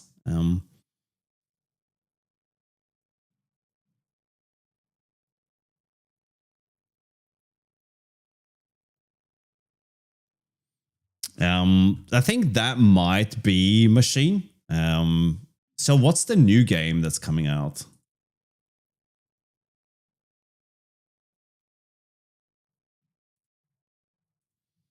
So what we're going to panic here, invalid key will be sufficient. We're going to do the same thing for get mute unchecked as well. So we have get a mutable reference to value. Same thing with the panic. Get mute unchecked. And that just becomes mute. And there we are, right? So now we can do that, right? Dragon Wilds. Okay, so what is Dragon Wilds? Dragon Wilds game. Does it look as rubbish as RuneScape? I can't tell because my eyes are too old. That's a face. Man, what?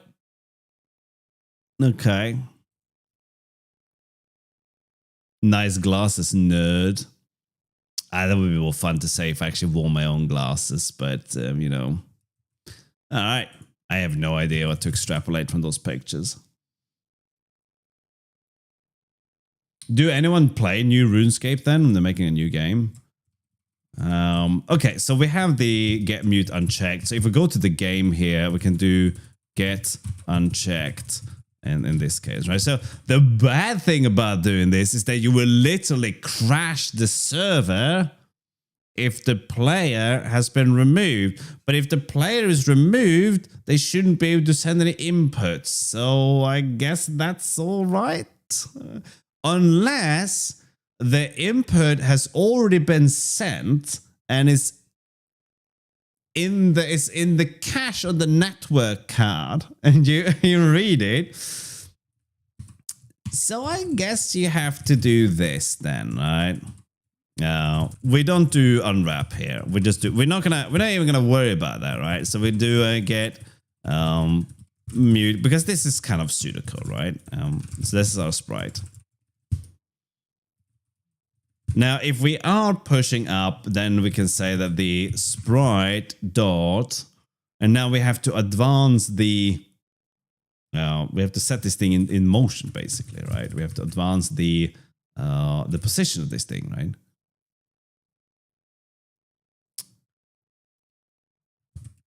Actually, that's not at all what we should be doing. We should be setting this thing into a state of moving forward, right?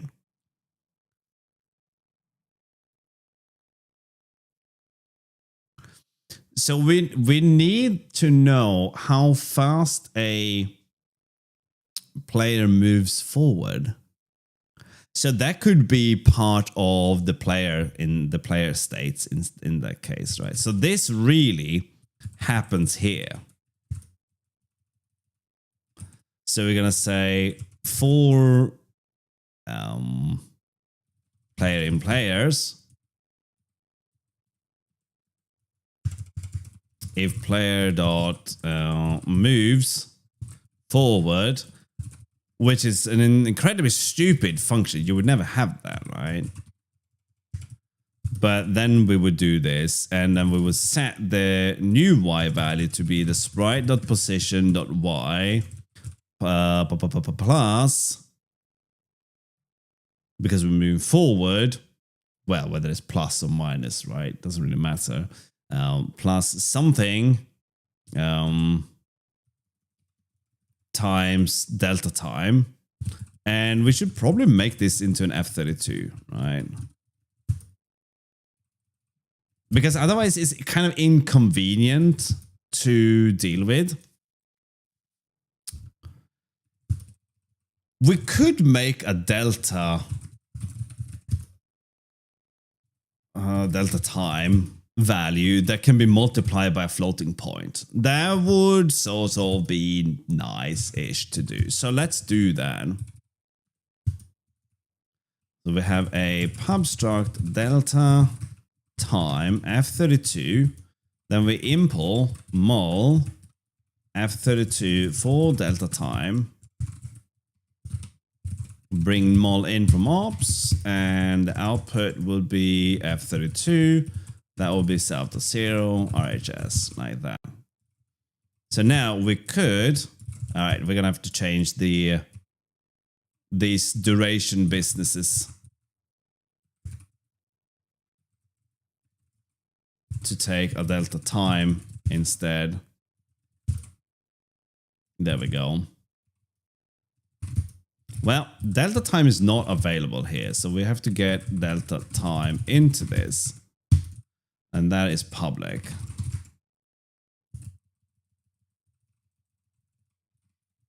Ow!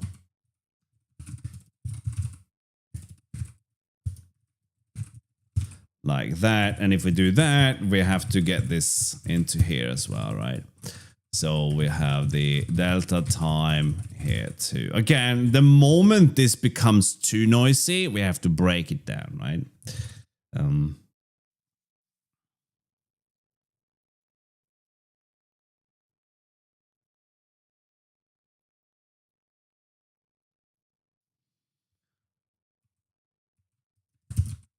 Okay, so now we can pull in the delta time here, and we can do the same thing here, delta time. So now, oh, right, what are you unhappy about? input has... What is input supposed to look like? Oh, the player. No, wait. Didn't we make the player... We're going to make the player something else, right?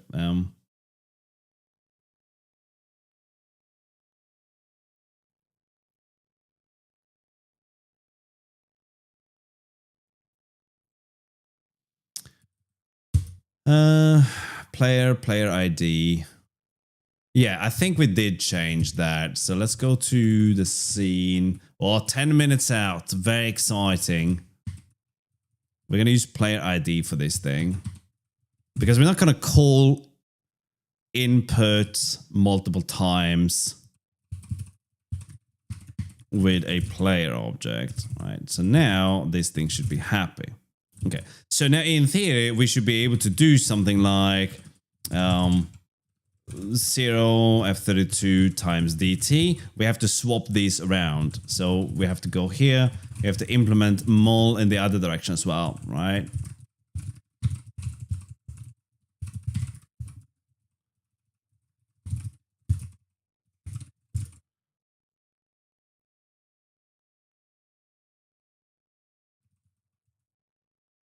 No, that is delta time. And that is self. There we go, right. So now we are good here. So we can do it in either direction if we want to, right? You know what we can't do though? We can't multiply this with itself.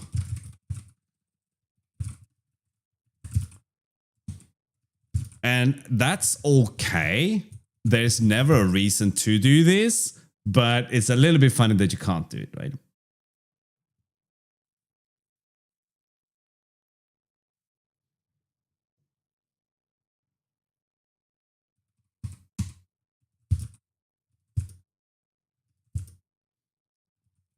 You don't say, but why would I, right? There's no. So the question for those of you watching this, the comment was, implement mul for delta time would let me do that, but there is no. It makes no sense doing that, right? Why would you do that? You would never have two delta time, right? So yes. Anyway, back to these things. We're gonna get delta time. How to make sense? You don't. Actually, just don't try. Don't bother. Okay, it's a waste of time. All right, so now we can do the multiplication with that. Now we just have to make delta time be something that makes sense as well. And that's going to be the amount of time that has passed since the last frame, effectively. There is a whole article on this thing called Fix Your Time Step by Gaffer on Games. If you guys are interested in this, you can go and read this thing. I'm going to post this in the chat. You can go and read that. I'm not interested in working on that right now, but for those of you who are interested. So that means that those of you watching on YouTube don't get that, but that's okay. You saw what I searched for. You can find that, right?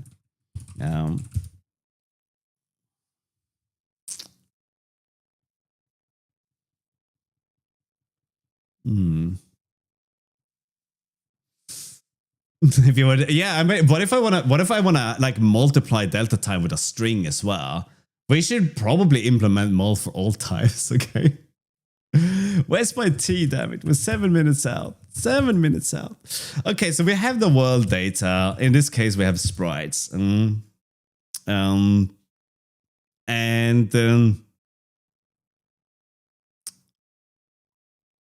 Yeah, or what if we want to multiply the delta time by anything that does things that don't even exist yet, right? We should write a macro for this as well. Anyway, where Graham and I we're not on speaking terms. That's not going to happen.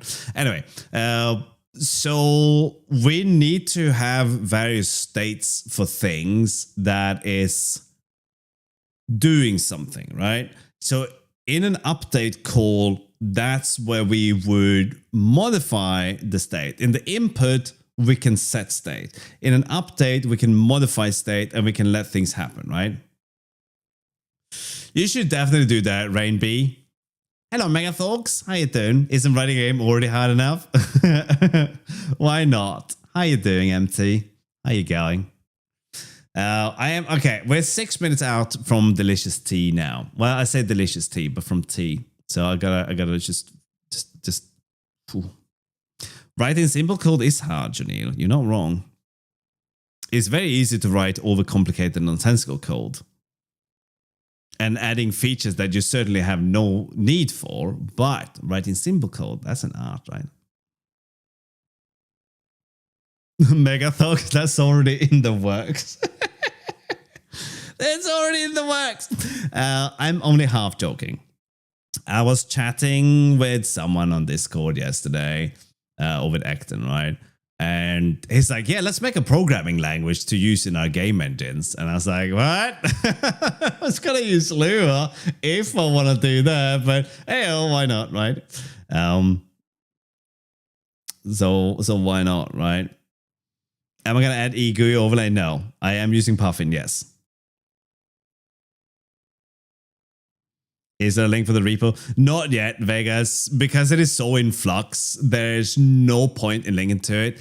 But I am going to start downloading the VODs and chopping them up into more digestible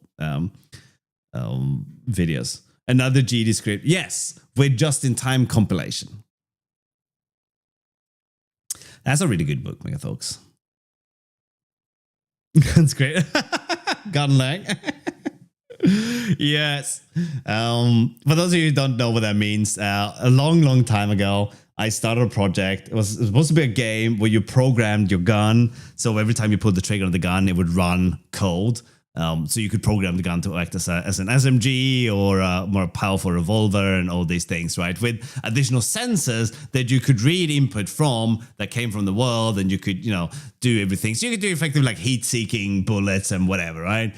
And in doing this exploration, I wrote a programming language, which now we're going to use the term I wrote a programming language very, very loosely here, right? Because in reality, I was reading crafting interpreters and basing a lot of this on that. As a matter of fact, we made a more limited language than logs, right? So that's where the whole gunlang kind of comes from. My plan was going to be to use Lua, right? But I didn't. On time compilation? No, Janine. So just in time can be achieved by marking a chunk of memory as executable during runtime and then putting some assembly code in there, right? Or like you rather, let me rephrase that. There you can compile some code to machine code during runtime and load that into some memory that you marked as executable, and then you can execute that.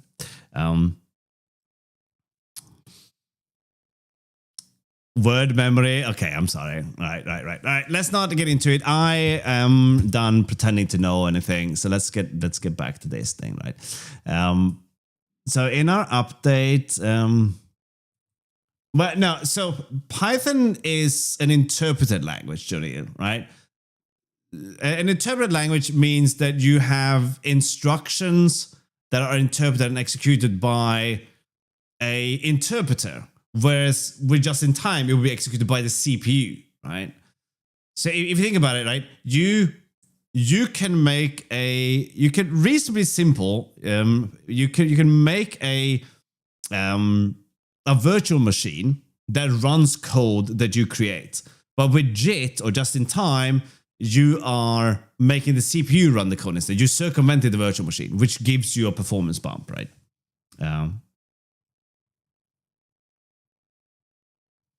Absolutely, Senrex. I have some really good ones for you, right? We have this one for networking, right? We have Red Blob games for all your game algorithms like pathfinding and all of these things, like terrain generation. That's also pretty good. All right. Can you explain CPU cache? Well, I did in an article, but then someone unloaded how wrong I was in the chat, so I took the article down instead. Okay, that's not entirely what happened. That's a joke, right? I don't know if they. Oh, you know what? This one is good too, right? This one is really good as well. You can read this one. Yes, thank you for not taking that serious. You can read this one. This one will teach you about a little bit about linear algebra and stuff like that. But more importantly, it will teach you about applying forces and stuff. And it's really good. This is done by a guy named Daniel Schiffman who streamed on Twitch. I don't know if he still does it, right? I haven't seen him stream there for a while, right? Network physics is a great article here. Yeah, we're kind of heading in that direction, right? We're resolving a lot of stuff on the server, right? I think he's using processing, which is not even JavaScript. This is something else. He's using P5 as well for some stuff. But the important thing is that the code is very succinct. So you don't have. I think if you would have done the same. If you've written the same book, but done all the code examples in C++, I would have been a lot less interested in it, right? It's almost like reading pseudocode when you're reading what's in there. And that's really, really handy, right? I think that's really nice to look at it. As a matter of fact, I like, you guys were talking about AI earlier and not loving it.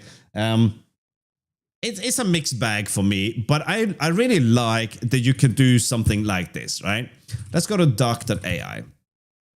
All right, and let's say, show me with pseudocode how I can have an update function in a game engine that supplies me with delta time, and I want to know how the delta time is computed, right? And it will probably give us a very succinct, way of doing. Okay, let's just okay. Shut up. Just show me the delta time. Okay. Right. So current time, delta time minus previous time. Right. This doesn't have to be. This has more brackets. Okay, than we need. Okay. So make the pseudocode more succinct. All right, I don't want no curly brackets in here. What is this? C++? Lol. All right.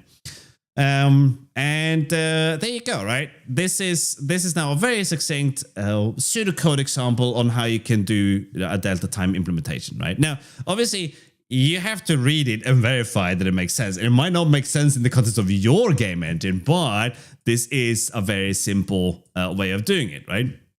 You have the previous time, in this case, is a global, but you just store that somewhere. You can figure that out, right? While the game is running, okay, that's not hard to figure out. Current time, delta time is the current time minus the previous time. This is the essence of what you care about, right? These three, for instance, right? And you set the previous time to current time. And there's your update render. It doesn't, okay. And then if you want to go further with this thing, okay. Using this code, show me how to limit this to 60 FPS. You can use thread sleep. I don't mind. All right. All right. And I want your explanation. All right. Don't explain anything. Just show me code. All right. There you go. Right. There you go. So now you have delta time. Okay. So you care about this. There's this. Ignore that and that and this. All right. It's not. This is by no means perfect, but as an example, I think pseudocode or something close to pseudocode is generally preferable to me when someone is talking about generic programming things, right? Like you have a generic programming ID. You don't necessarily want to see that. You know what? Let's do this, right? Let's go to doc.ai again. to take, let's bring this back. Okay. Change the pseudo code to Rust. Okay. And we can see that this will generally become a lot more verbose, right, than what we had before. And we don't need a lot of the noise that is there. It's not relevant, right? You know how to sleep a thread. I mean, this is this is how you can do it. I use sleep the thread, but you know how to do a lot of these things. This is just noisier than this, right? This is a lot more succinct, and it tells you the idea rather than give you something concrete to copy and paste. Because you should probably not copy and paste too much from these things, right? You get an idea and you can challenge the idea, you can think about the idea, you can throw the idea back and forth a little bit. And this is what I like about the AI stuff, right? You can just get some pseudocode that will show you something. And it's helped me loads when it comes to doing some of the math things that I never understood. There is plenty of maths in this library that either I don't remember it or I never knew it, and it's done a really good job at explaining this, right?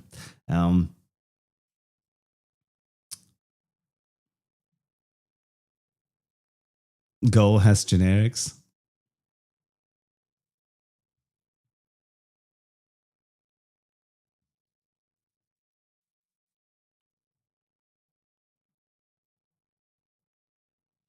Duck AI? No, Duck AI is probably not that at all. I would guess that Duck AI is their own thing, given that you have you can choose from all these free ones. So this is probably just some, I don't know, Olama thing running on a $5 DO droplet. Probably not that, but I'd imagine that these things are just you're not gonna get like the high end models running on this thing, right? But anyway, right.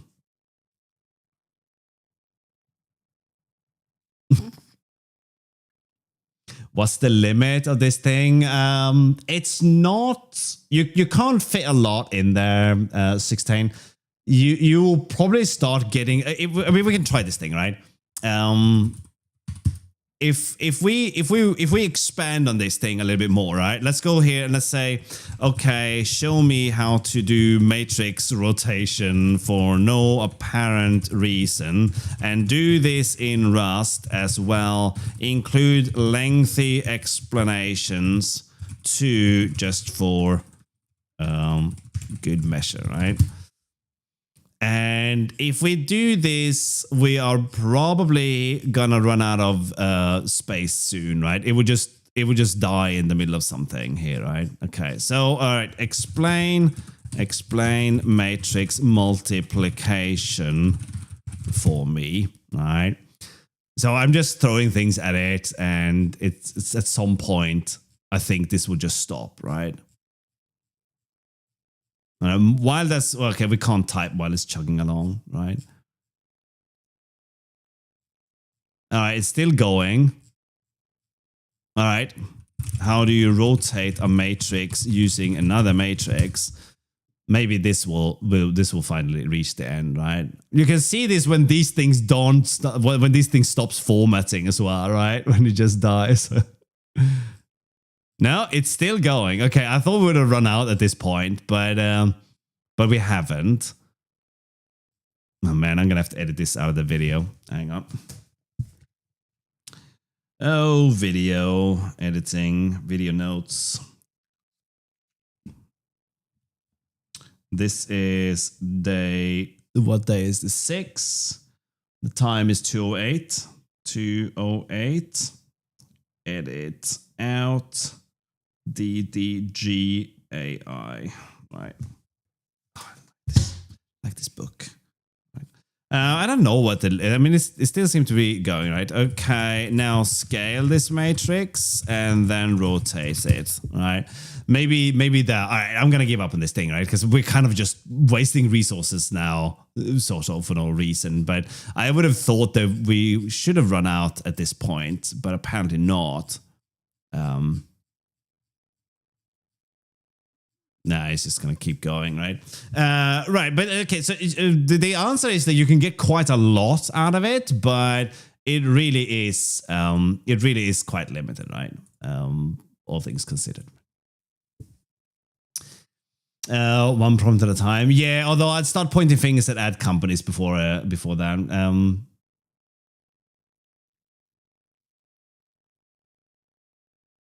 Doing all right, Tanaka. How you doing? What are you gaming these days? I need some new games soon. Hello, Computer Marty. Limits based on servers, possibly. Technically not wrong. The best kind of not wrong. Okay, so we're kind of at a bit of an impasse here when it comes to design, right?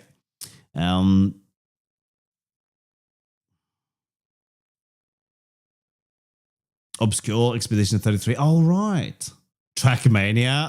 Oh, man, 16. That's a blast from a past. I'm going to go put the kettle on. And then we're going to try to make this into some kind of semi-pleasant API to work with. Right? All right, hang on.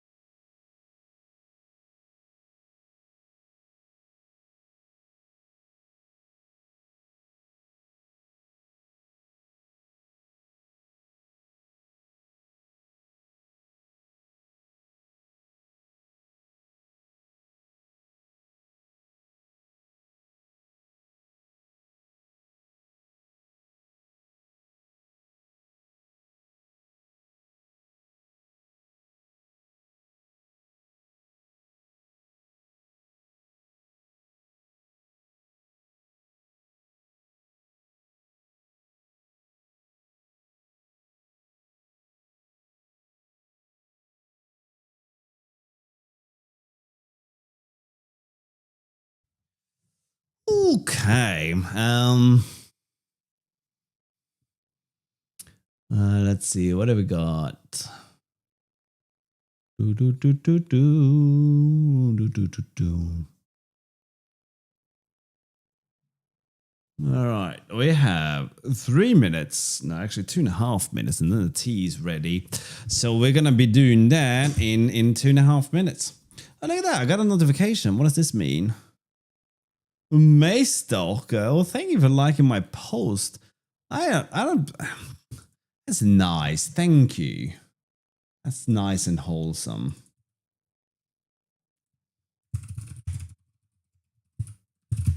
There we go. Trolling Discord for a second. Okay. Should we start trying to put this together? Maybe that's what we need to do. You bought a kettle? Wait, why are you a hypocrite if you don't have a kettle? I need to know the answer to that because my kettle broke and I don't have one. Does that make me a hypocrite? Oh my god. Okay. 1 minute, 22 seconds. Then we have tea. Okay. Ooh. Oh, I see. Just microwave. Okay.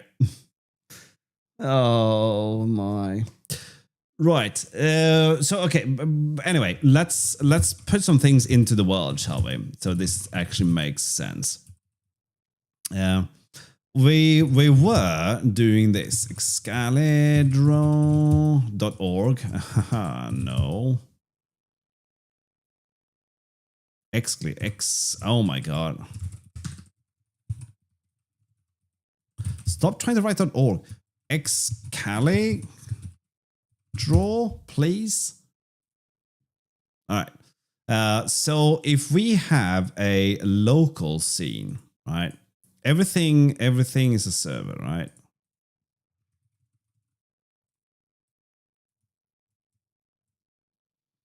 And in our server, we have the stack of scenes. And I'm not married to that because the wife doesn't like when I do that. But let's say that we have that for now, right? So this will be the main menu.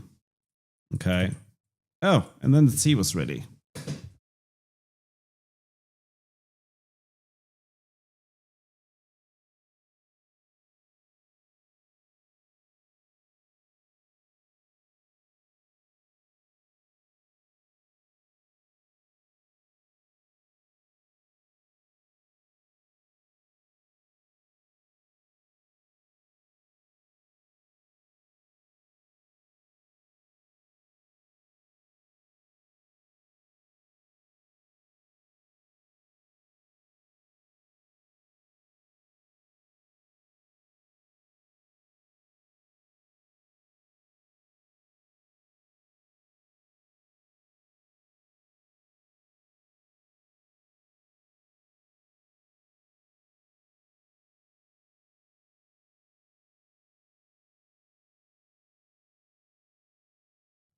All right.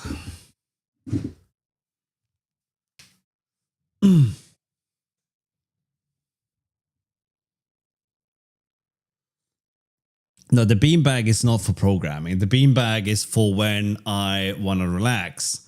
There's nothing relaxing about this, okay?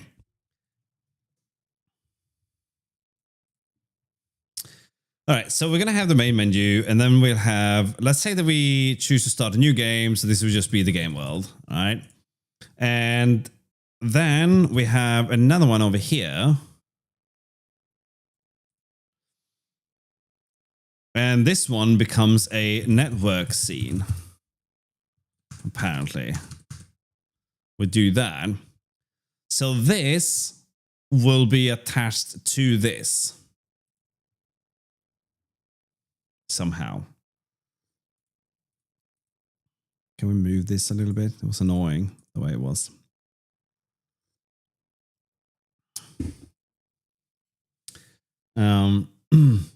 Scene stack to scene graph would be a nice blog post. I don't even know if I want to do the scene stack on account of the idea kind of comes from old Amethyst, something I did a long time ago. And I don't even know if I like that idea or not. I'm just using something in place until I know what it's going to look like, right? Because if we run this as a scene stack, that means that whatever is at the top of the stack is going to receive input, and we're going to run the world and everything, right? There's no reason to advance the main menu while you're playing the game, right? It makes no sense. However, if this server were to open up the settings menu, for instance, then this would end up on top of the scene stack and it would start receiving all the input. But this one needs to push data into the game world, and the game world needs to keep progressing even though this is at the top of the scene stack, right? That's why the stack doesn't always make sense, right? Oh, that sounds gross, machine. Oh, good grief.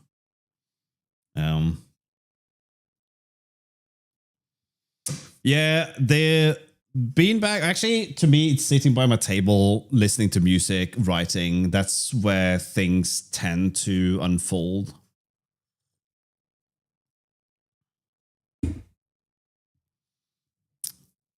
I see.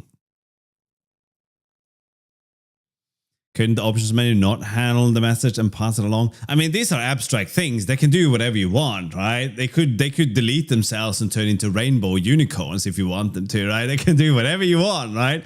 But it wouldn't make sense to have something that follow a set of rules only to break the rules 2 out of 3 times, right?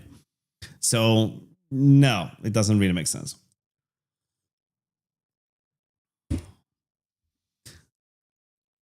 So we will probably not have a scene stack after, like, once we have gone through all the motions, right?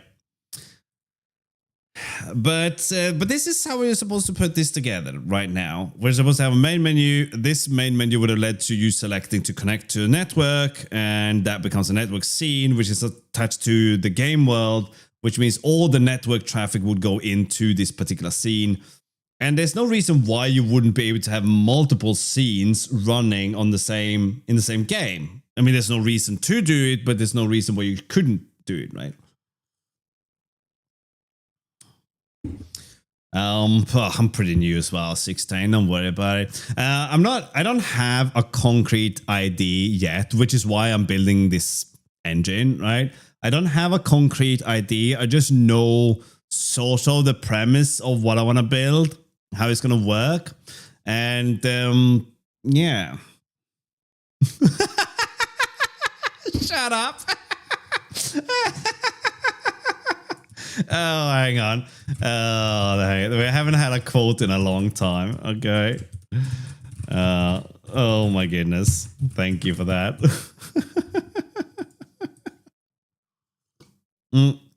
For those of you who haven't heard this, there's a bit of a meme about Rust having 100 engines in one game kind of thing, right? But yes, we're going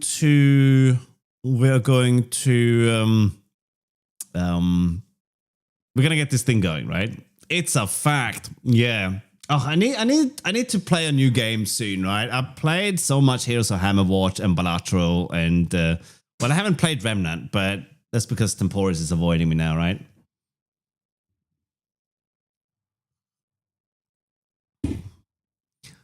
It is it is, right? But it is fine, right? Shapes. Oh no, I've seen it. It didn't really appeal to me.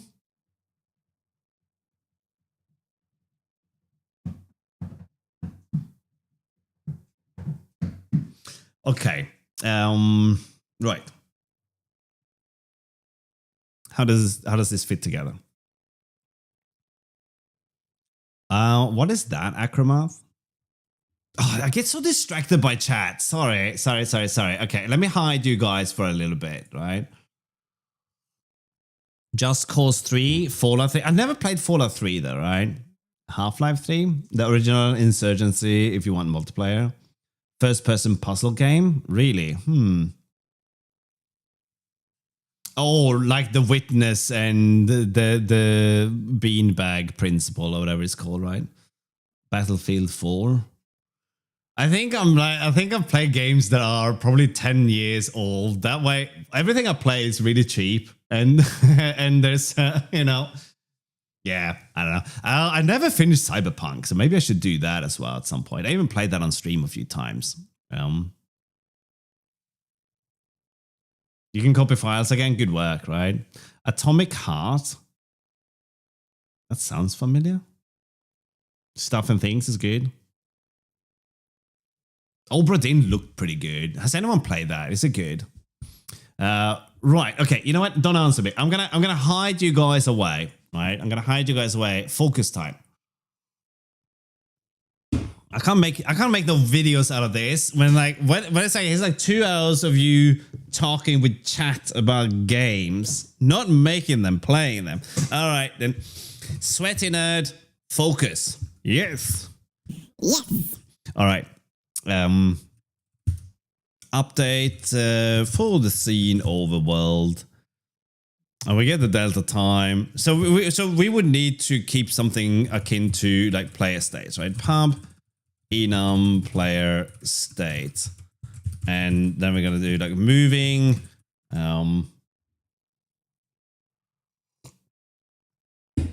We can have a vector as a direction, right?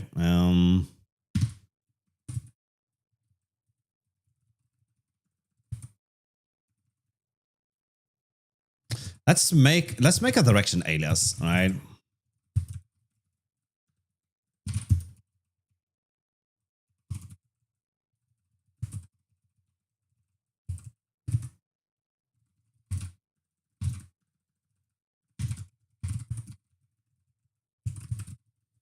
Dior. Isn't that some kind of ice cream? All right. So then we can bring this in. Apparently not. Ah, right. Because everything is actually here. No, it isn't. The geo stuff does not have. Ooh, do we need to make that part of this?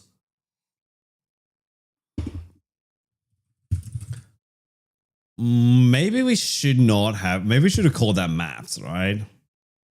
Let's do it, right? Let's rename you to Bungeon Maps.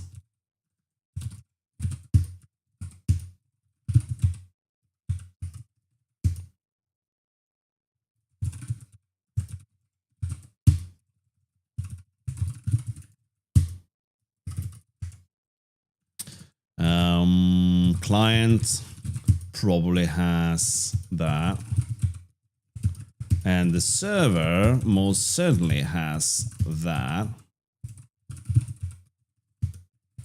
There we go. Easy. So then we can go into the lab and have a pubmod maps here where we can pub use Bungeon maps, everything. You know what? Why don't we do that? I don't love it. But I guess we're gonna do it anyway. Okay. Oh, should I show you guys that weirdness from yesterday? No, I shan't. I could. You know what? I'm gonna show you guys this, but I'm not like interacting with the chat right now. So okay, here's a funny one, and you can think about this when you go to bed tonight. If we export the matrix like this is fine. But if I do this, pub use, this will fail to compile because I don't have... well, it's going to fail to compile for other reasons. Okay. Ah! I don't know why I rolled 32 there, right? But now it's going to fail to compile because we don't have documentation for it. That's what I'm going to show you. We talked about this yesterday. So calm down. Gotta fix all these things first. Ooh, so many. There we go. Wait, why are you not failing?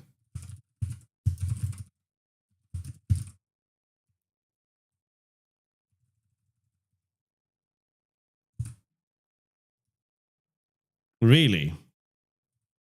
Oh, maybe I did document all the functions after all. Oh, I did it. You idiot. All right. Let's get rid of it. We don't need no stinking documentation. There you go. Look at that. So now this is failing because of missing documentation. But if I take that out, no issues there, right? Even though these functions and everything is still available, right? Anyway, now you know about that. So now you can have fun with that.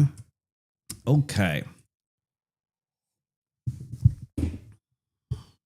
So let's go back to our test game. Let's import maps. There we go. Beauty. So now we can have a direction that we're moving in, and then we can have an idle player state as well. So in our beans, we need a secondary map. This is so gross. Blah. It is not. It's fine. Player states. And then we'll do a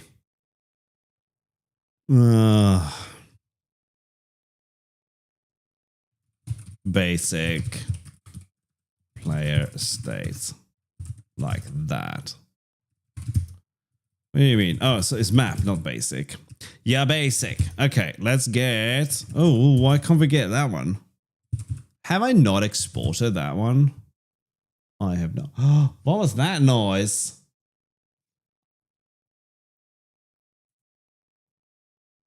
Thank you so much, Holland. Thank you so much, buddy. Sorry, that caught me by surprise. It's not an external item, you see, but that's okay. I can teach you Rust later. Thank you so much for the chair, Arlad. That's appreciated. Thank you so much. Okay, let's see. What are we gonna do here? What are we missing? We're missing the map and the gen map. We can't. We can't.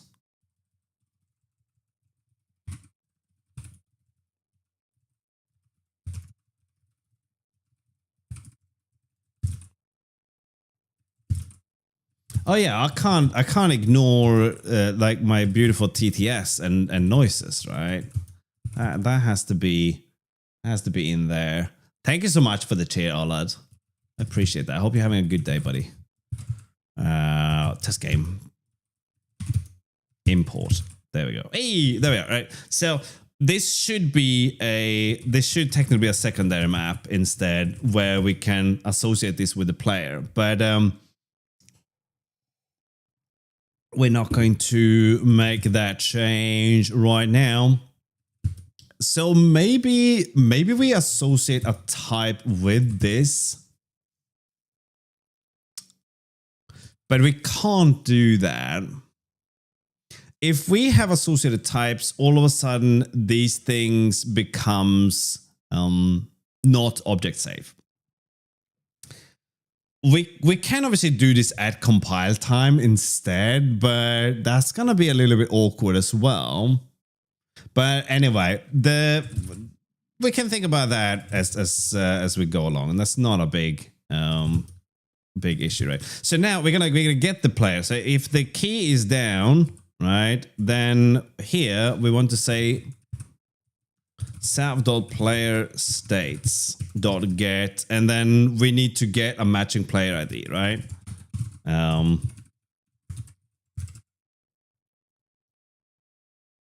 Maybe we could. So the reason was because I wanted to associate something with the player, right?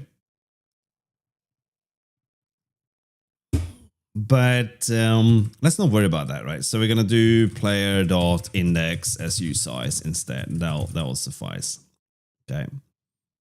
Oh no, we can't do that, and that's okay because the trait is private. Let's just do this then, right? Let index equals 0 get index, and then we say lookup index using player somehow. All right. Then we're gonna get the player state, get it mutably.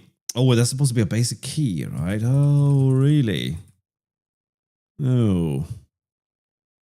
And because of what we did, we can't use the player because it has the wrong type. So our cleverness is proving still to be clever, but it means that we can't use it. Oh, Nelly. Okay, should we go and implement like a basic secondary map, right? Secondary for this thing. Oh. All the tests. Okay, pubs, drugs, secondary. The only difference here is the only difference here with this. I'm turning chat off again now. Is that we basically have to expand the internal storage here if we want to store things in it. So if you have something like a slot map, like we explained earlier, where the positional values mean something, right? So either you have a value, well, that's a good drawing, right? Value, or you have a vacant space in there, or maybe a value here, right? So when you insert something in here, you're going to take this vacant space and you're going to put the value here, and you're going to return this number 1, right? So the 1 goes out of there. Ooh, so nice, right? But if we want to associate a value in a secondary map with this thing, then we basically use the same value. So if we want to insert 1 in here, that means that we have to fill up any preceding values here, right? With vacant values, right? So this one doesn't exist. This one doesn't have to exist. So we can ignore that one, right? Because it doesn't exceed this. So here we would have to put in at 0, we would have to put in like a vacant value. Vacant. Right. So that becomes more expensive when you want to associate a value. But the advantage is that we can associate the key and the type with this. And the only real difference here is that this will work exactly like a slot map. It's just this pre-fill of values and the fact that we don't get a key when we insert. Okay, we insert at a location instead. So rather than us doing an insert, getting a key out, we do an insert with a key and it will expand the storage to fit that, right? So in a really bad scenario, you could have something like a lot of memory here, all right? So you have this one is full. Then you have, whoopsie, this one is the wrong size apparently, right? This is, it's pink with anger, all right? All these values are empty and it will go all the way down to, I don't know, like 1 billion values or whatever you want, right? It doesn't really matter. And then at the very end of this thing, you have a value, right? So this is just filling this space up with a bunch of empty things. So you end up allocating a lot of data that does nothing. So you should, for instance, never iterate over the secondary map, right? If it looks like this, because the same thing kind of goes for the slot map, right? Because you're wasting a whole bunch of memory, right? But yeah, so this is the disadvantage of the secondary map. So it's all down to how you use it. But again, if we're talking about this in terms of players, right? If we're talking about this in terms of, how am I out of tea already? All right, how long until we get tea again? Hello, Yusuf. How you doing, buddy? Nice to see you over there. Nice to see you over there. Where did I go? Slap that like button. Yeah. Remember to hit that like button. Like, beat it like it owes you money. Okay. You have been cancelled from YouTube for inciting violence. Right. So yes, the secondary map, if we have something like players, you're not going to have that many players on a server. Like I said, I envisage this to on average be single player or multiplayer with 2-3 people. Maybe you host a server. I'd love to try this out. We host a server and see if we can get like 20, 30, 40 people on there just playing around with it, see how that goes, right? and that would be interesting to do, right? But even so, like 30 entries and inserting into a secondary map from say 0 to 29, a bunch of empty values and just inserting one in the last one, it's not really that big of a deal, right? The payoff is going to be worth it because we got fast access. All right, there's another noise I got to pay attention to. Welcome, Raiders. How you doing? How is your stream? Hello, Scuffy. How are you going? Much banana to you. That's bananas. You have an OpenGL project and the window has vsync and is logged to 60 frames per second. And say I run a function right before the swap buffer function. Will that function run 60 times per second? It depends on how long it takes to run the function as well, those 16, right? If the function takes 300 milliseconds to run, then no. Pixel art again, nice one. I didn't know you were streaming, Anna, by the way. For some reason, that just escaped my mind. I'm going to give you a follow. I'm going to check out your stream briefly. Wow, look at that. Intended for certain audiences. Okay, I don't dare to show this on stream.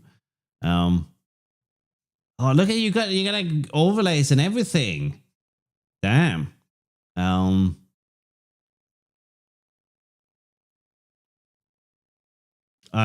was sitting there looking at the animation, waiting for it to do something. That's cool. I thought it was like a live thing. It was an animation. I'm a bit thick. Okay. Oh, I swear as well sometimes, Anna. That's okay. That's all right. I try not to swear too much because, you know, I used to watch streams with my kid in the room, but then again, some streamers be like, oh, and go yourself. And I'm like, okay, but don't hear that. It's all right. You have your VODs on YouTube. Oh, I gave you a follow. I'm gonna see if I can check out one of your streams one day. I'll come and chat. I'm really bad at chatting though. I generally tend to just lurk in streams, and I'm not signed in on the computer when I watch streams as well. Okay, let's do the secondary map now. Okay, which is gonna be so cool. Like your head will just collapse from how amazingly different this is from the slot map. Okay, so we're gonna have an inner value like we do for this thing. It's gonna be generic over T and G. Okay, let's do an impl T G I. Okay, fine. Secondary. Right, and we'll have a public function called insert. Takes a mutable reference itself. Takes a value which is T. And a key, which is G, and the G is the T with the generic thing, right? So that's a key T. There we go. So now the secondary map will have the biscuits. That can't be. It needs to have a different generic. Oh, how complicated life got, right? We do want to associate a different kind of value with this key. We don't want to have the same value because that's what we have the slab for, okay? Whew, sometimes, right? So yes, all right. Oh, there was a redemption. Hang on. That is the finest Rust you could get for your money, okay? That is pretty good, all right? I would have liked to see less macro and more file descriptors, but I forgive it this time, right? Okay, so let's get this going, shall we? Insert and get key G option T, reference to T, panicky, get mute, What else do we have? So this one probably makes more sense to have the unchecked because we have to do some kind of cleanup with this thing as well, right? So that will just be, we don't have to implement these now. We're just going to get this working. All right, so we need you in here as well. Oh, fiddlesticks. So this doesn't work. So we need you in here, and we need you to be constrained.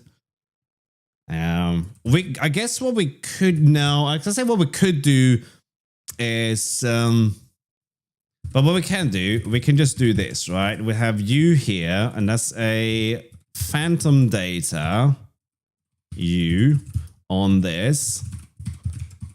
Then we can use this map to get a secondary storage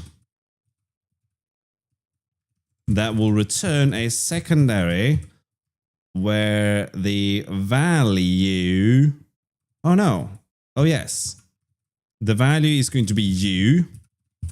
Now we have to swap these around a little bit, which is going to be a little bit awkward. G, and that's a, no, that is the right key.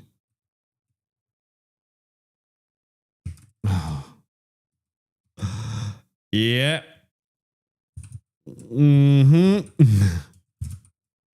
Let's just get this thing going. So we make a secondary storage of this thing.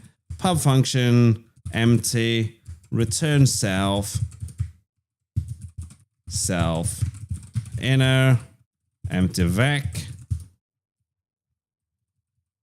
Oh, this entry, this can just be an option of T. Yeah, probably. And then this is some phantom monarchy, and we're good. That would be secondary empty. But we're supposed to have a third generic argument here, right? So that would be T. It's just a bit awkward though. OG is never used either.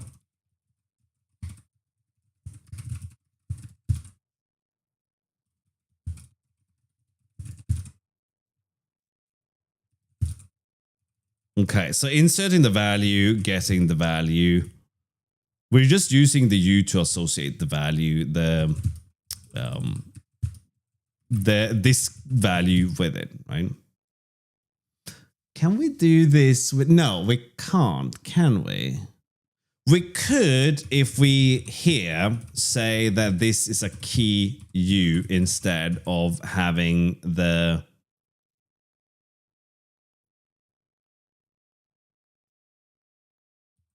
U in there.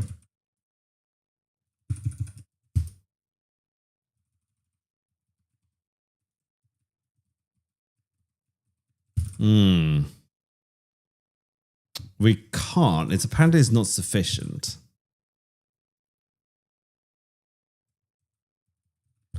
But we could get rid of T from there, from the key. Not every key has to have that. So we can skip that one. Although if we do that, then we're not enforcing that on the key, and I don't think that's right.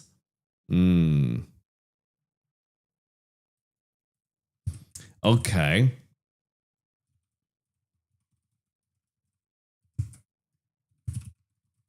All right, let's go back to a time when you were compiling.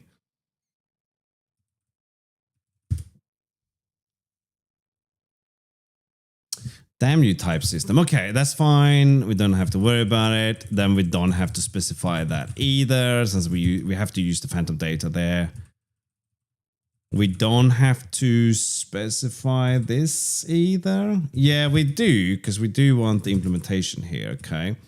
So here we have to ensure that the value is there, and then here we do self dot inner dot get key index as use size.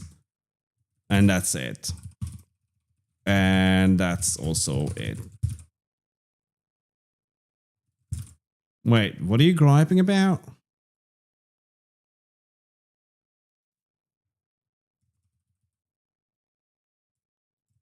Option. Oh, right. Because we can have an empty option where that is wrong. As ref. There we go. Okay. Right. Of course, you have to be mutable for that to work. So at some point, I will read error messages. Quickly check to see if Temporis is in the chat, ready to shame me. He is not. All right, so it's just the insert function that has to be written now. So the index will be key.index as usize, and if the inner value, the length is larger than or equal to index, then we insert, otherwise we push.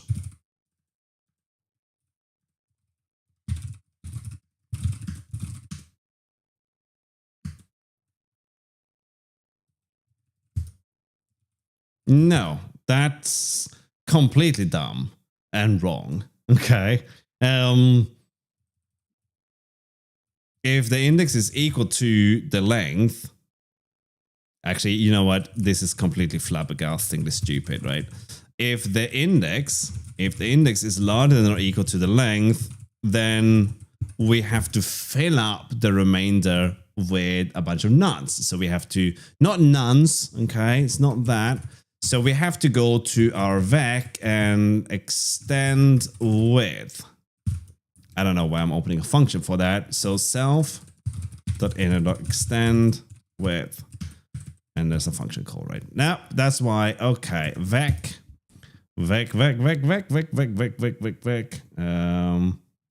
Append, resize with maybe, well, resize is not entirely, well, actually resize is fine, right? I thought it was another one that we could have done, which was extend with, but maybe not. No. Either way, it's fine because we make sure that the size is larger. If we resize this to a smaller size, we would be in trouble, right? And then we have to give it a size as well, right? And learn how to spell index. So extend with probably wants the, let's see what the final thing is, right? The new length. Okay, fine. That's the index. And we're going to add this. Oh, right. Stop trying to use a function that doesn't exist, right? So we're going to resize, and then finally the last value is some value. Or alternatively, -1, and then we push. I doubt this has any kind of significant impact on this. Actually, you know what? That is just inconvenient. If we do this, we can do this outside of this. Yes, there is an additional lookup where we could just do a push, but then again, we get less lines of code. And honestly, do you really think that's the bottleneck? Then you're a confused sausage, okay? And it's not your fault. But we did a lot of stuff here, and now we have to clear that up. Now, what I do wonder is if we should somehow make it possible to sync a deletion of secondary maps, right? What does that mean? Okay. First of all, because we have the generational key, it's kind of safe, right? You insert a value into the secondary map, you remove that value, and it gets a different generation.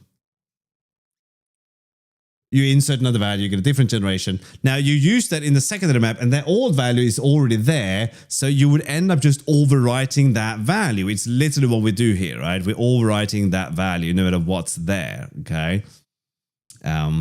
So the generation is kind of not relevant. That's kind of, but not entirely okay, right? So we sort of have to do a comparison here, which means we have to store the G value here, which means we don't need P2. Okay? So we're going to store the value and the key. Remember that the key is copy, okay? So we have to map this value. We're going to have well, since we're doing a get here, we also have to make sure that we are getting this with the correct generation. So we have to do an equality. Getting alone is not enough because you could try to get with an index of 0 and a generation of 0 when in fact the value has an index of 0 and a generation of 1. So even though the index exists, the generations don't match up. So this should be a none, right? Again, not a none. So there we go, right?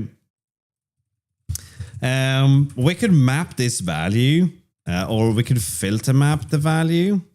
Although that doesn't... Can we filter an option? Key. No. Value key.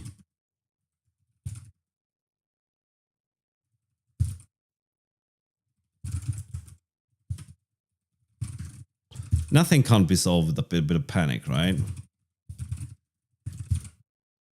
We can filter that. So that'll be an option. Then we map this value.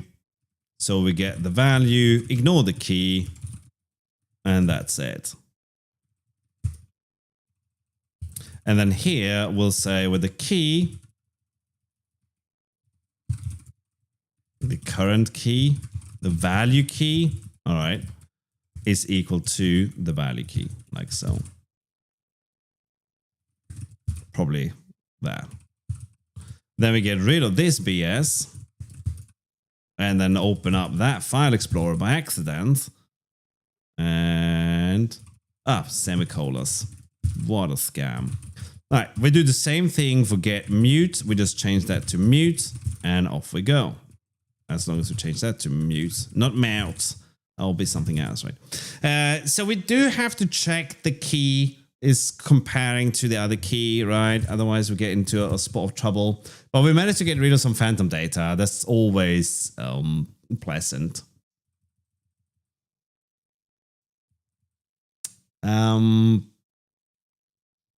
The U here is a little bit awkward.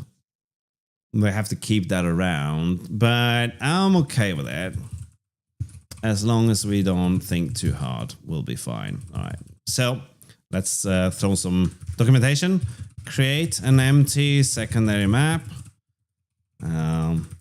Insert a value into the map. This function might cause the memory to grow and is possibly slow if there is a large gap between keys.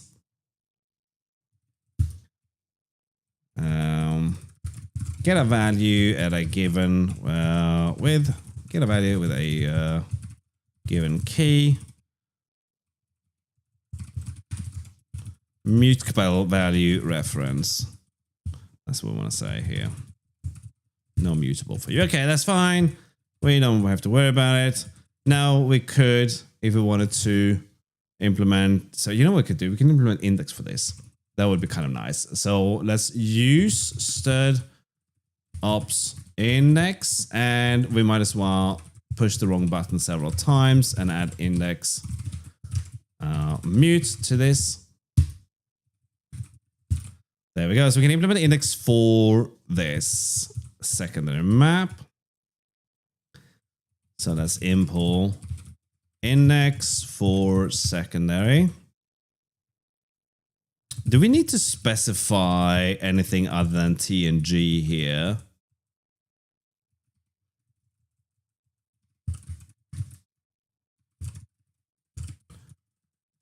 can we get around this?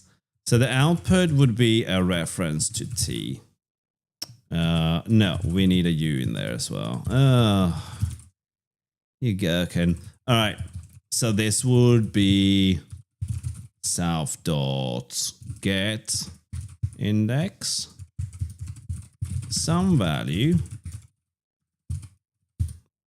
None would be a straight up panic. Invalid index. We can't say index out of range, so instead we have to say invalid.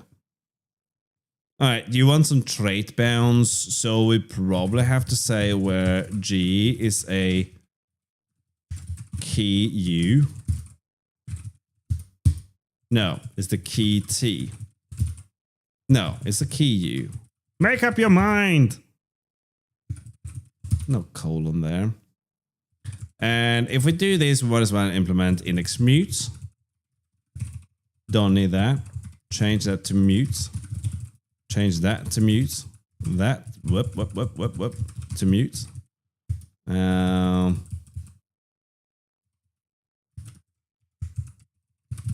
That to mute. Snap, right? And if we do this, we might as well implement this for the slot map too. All right, here's our secondary map. I like to make these little comments in there because they're really easy to find with your eyes. So when you're scanning the code for the particular region that you're looking for, it's kind of nice. Then we're going to get rid of U, not U, you can stay, for slot map. We do need the G there. That becomes T, please. There we go. Get rid of U. Make that a T. Change that to slot map. Wait a minute. I almost, right? There we go. T.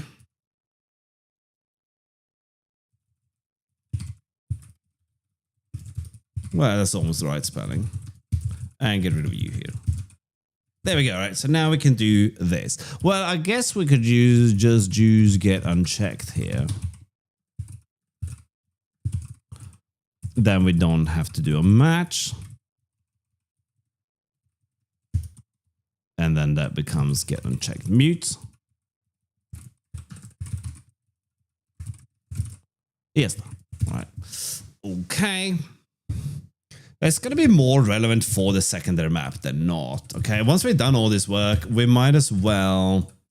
Actually, we have to add the map there to secondary.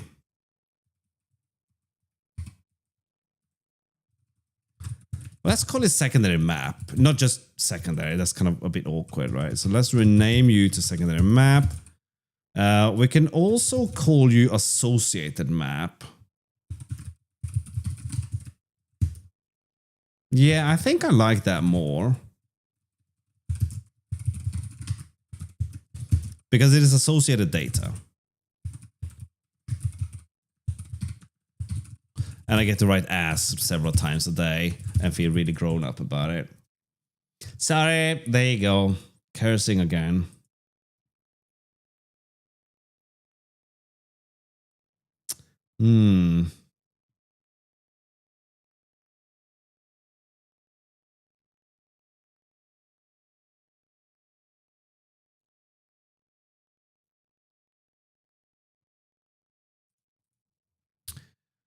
Okay, so we dealt with the maps. We got the secondary map. You know what we haven't done? Before we commit this, we should probably write a test for the secondary map, right? Secondary map insert. So let's make a gen map like we did here with a key. Let's skip a couple of keys here. We should probably slap a must use on this thing, all right? I mean, this one, maybe not so relevant. You kind of understand that get will give you something back. Same thing with empty, but the insert, it's not necessarily that clear.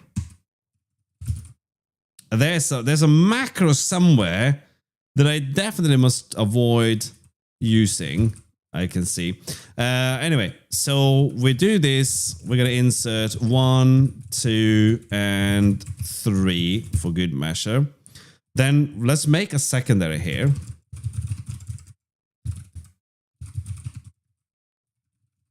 Did I call it secondary storage? I did.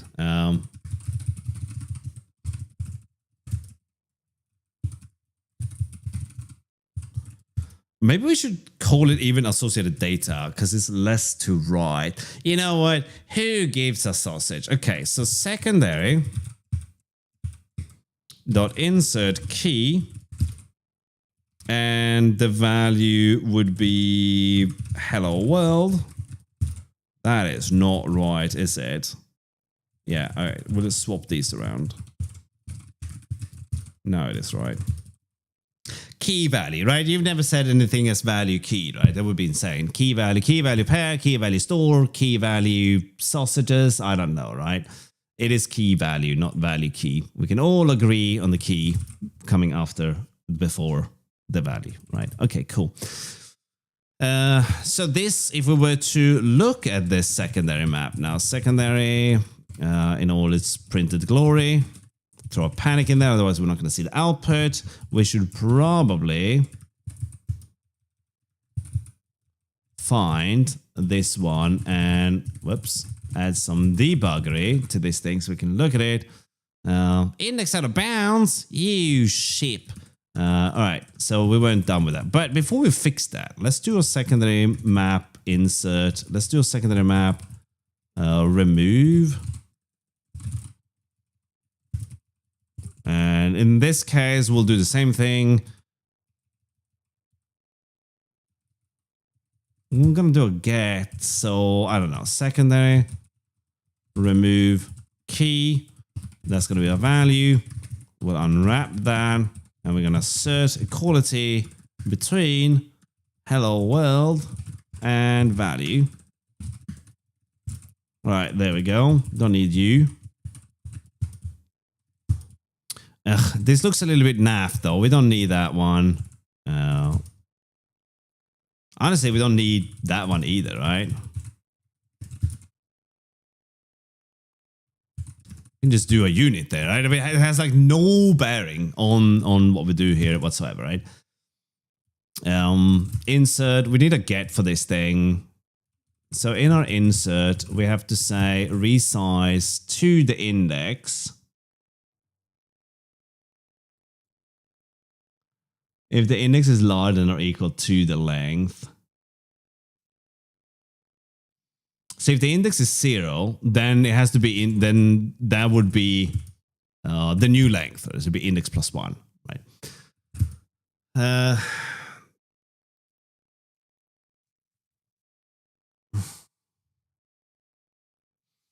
Cool. Right, so we do an insert. We got the index there. If the index, so then it would be 0, and the length is going to be 0, which would trip the equality part of this. So it will still do this, and it will add 1 to it. So I think that's right. All right, does this compile and run at all? Or run at all? No, there's no remove from a secondary value. So we wrote the test before we wrote the code, which technically makes this test-driven development, which means I have to leave you all and move somewhere else and live in exile. Key G value, no, sum, no, option T fiddlesticks. Self.inner dot key take. That's it. No, that is not it. Ah, right. Map this thing. Key value. Oh, right. There is a thing here. We do another map somewhere here, don't we? Right? That's the key value now. We don't care about the key.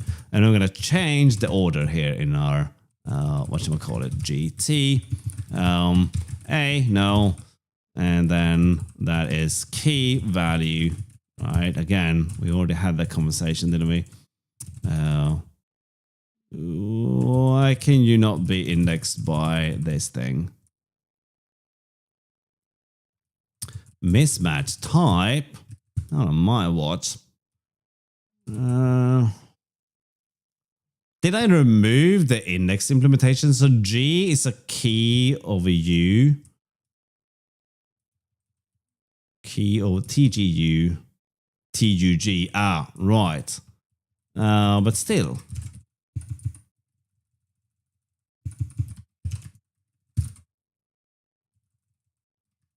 Whoops.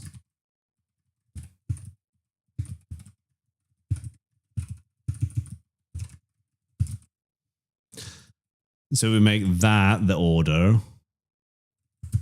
And then the order is different here. Okay, and then we have to change this to be TUG. And then we have to change this to be UTG. And then we still got a bug here. So this is... Why is it G? Why isn't it K? K. I don't know where the whole G thing comes from. That's some kind of insanity.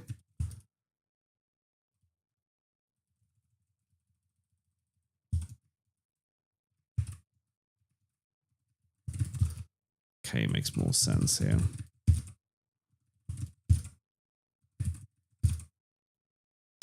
All right, so you're still griping at me for that. Of course you are, because we haven't really changed anything. But let's make sure that this is now correct. Ooh, look at that. We have G everywhere, don't we? Right, so we'll rename you to K. That was probably as a result of the whole generational malarkey. And it was just a smidge of confusion to sprinkle on top of all of this stuff, right? Okay. So this can't be indexed by K. I don't like reading error messages down there. I want beautiful pictures, colors, and everything. Expected T found option K. Yeah, that makes sense. We'll fix that one. Easy fix. 291. Again, that's going to be the K.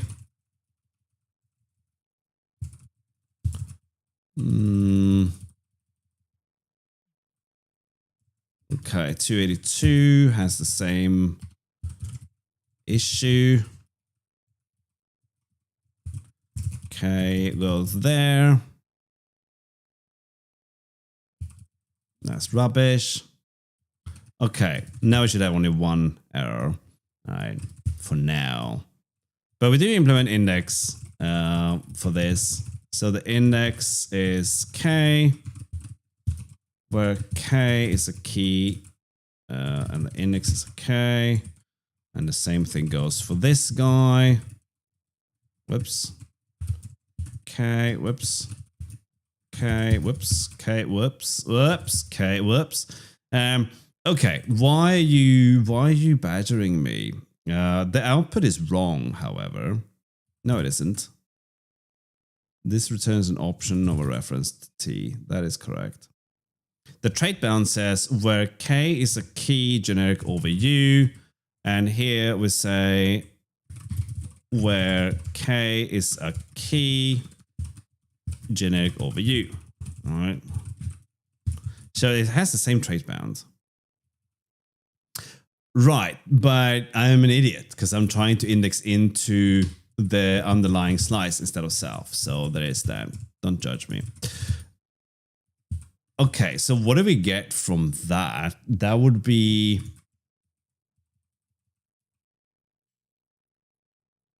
Oh, we can't do that. Oh, that's rubbish. We can't do that, can we? All right, let's hide this away. Look at that. Because this is going to call self.get.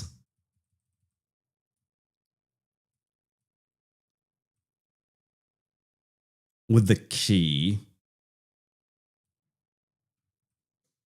So we're not getting a useful value anyway from there. So that doesn't make any sense. Okay.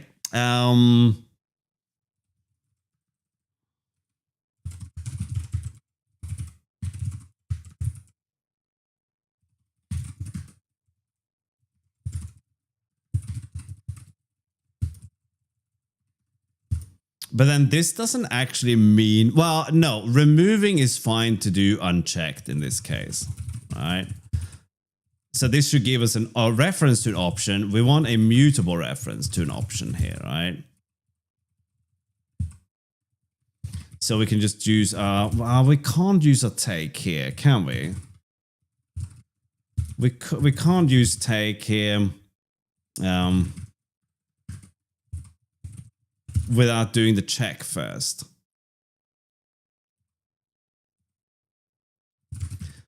So we're going to get the value. We don't care about the value. We care about the key. That will give us a reference to the key. I would have thought. Are you not an option? But then that doesn't hold anymore. Wait, what are you griping about?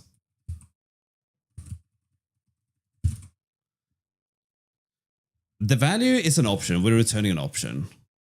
Why is this thing... All right. Oh, yes. A simpleton, no doubt. That is the key. We can still do a value take.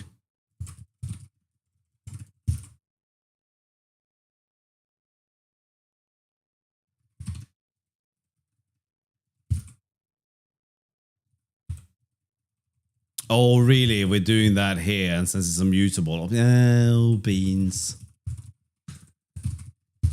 Oh, beans. Beanie beans. All right. Now, we can't do this. All right. So if the key is equal to... All right. K.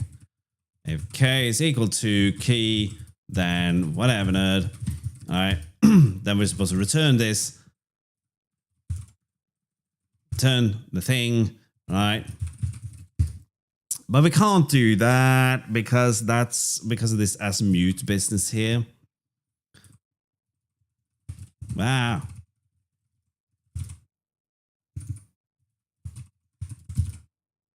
And we can't get rid of this. Not MTU. That's later. All right, fine.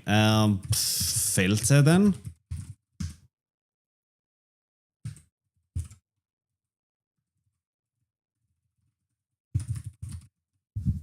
Gareth. Yeah. All right. And then K is equal to key. That could work though, right? As long as we dereference that. Then we have the option, and then we can take that option.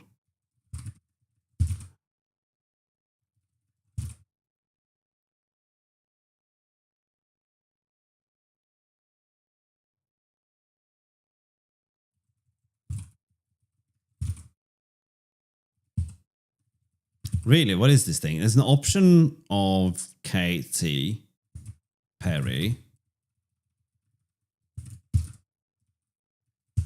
But that doesn't let us take the value though.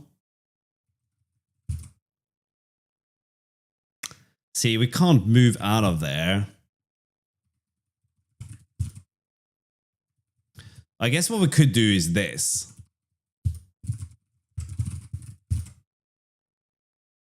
With the value filter. Really? That either?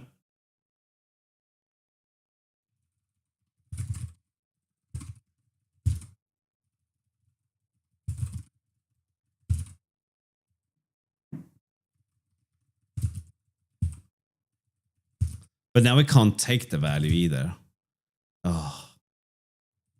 What a nuisance. And what a mystery pain in the back. Not in the back side. Not like that.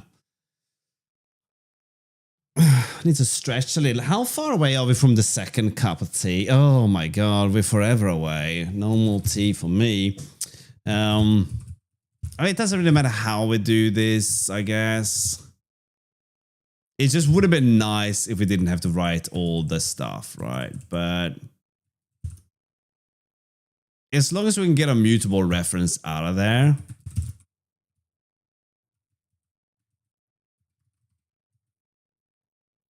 But then this filter will probably change it though, so we can't do a take here.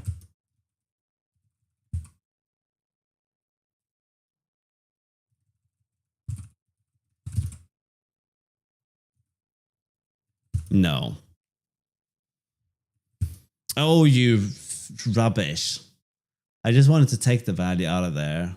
I want to make it simple.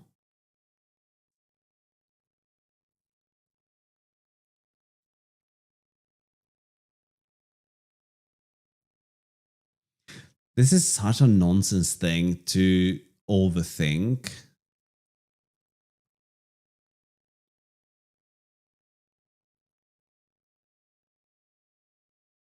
My mind is truly wandering now. Not like wondering about something, more like wandering, going for a walk somewhere else, being like, yeah, you know what? You're gonna think about this now. Okay, squirrel brain.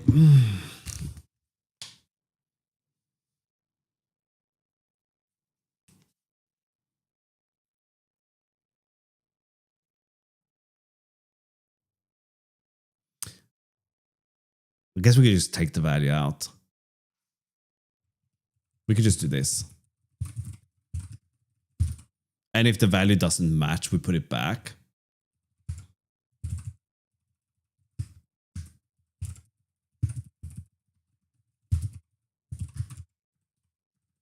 If k is not equal to key, then we have to put it back and return none.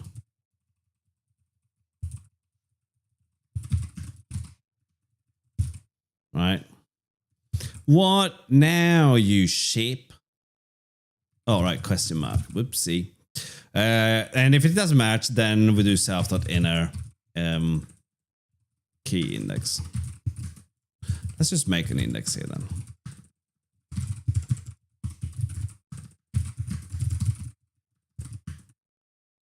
Since the index is always going to return a usize, why don't we make this function return a usize instead? Right? It just makes so much more sense.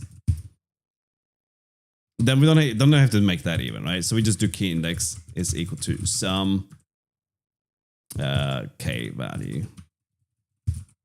There we go.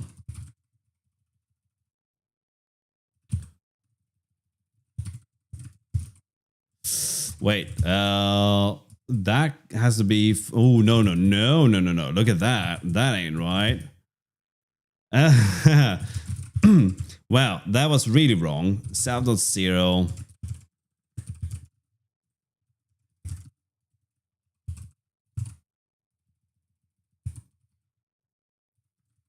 Usize, right?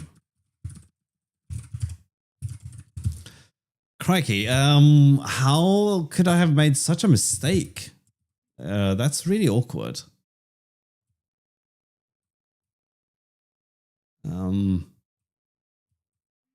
Yeah, that's really bad. This one makes sense.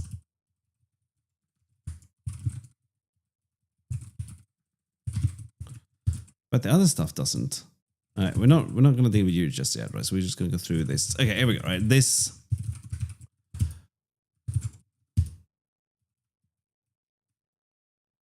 That one's right. That one's right. Yeah, that one's right. Key from index. Yeah. That's also right. Really? Okay, I thought we had more of those, but apparently not. And then you need another brackets, right? Very awkward. As usize.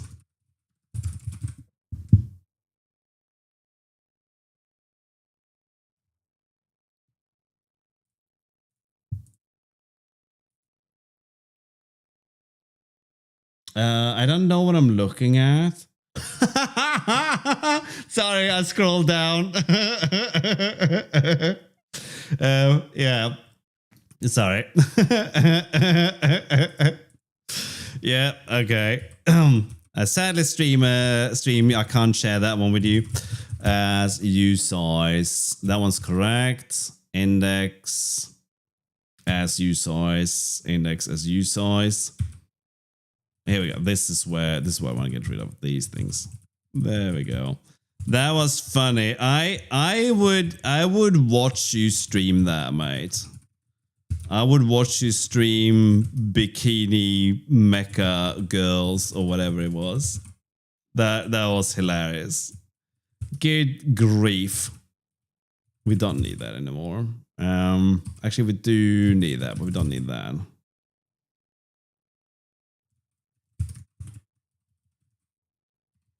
That one passes. This one should let us look at the secondary map. Okay, so this has done it, right? It's inserted 3 values in there.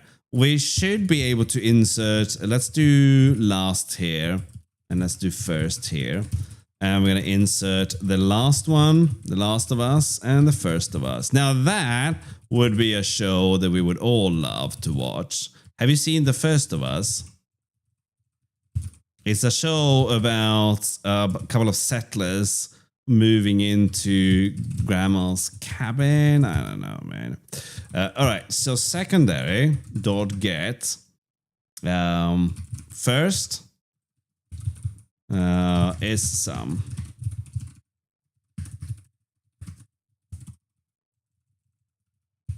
Last, oh my, what was that?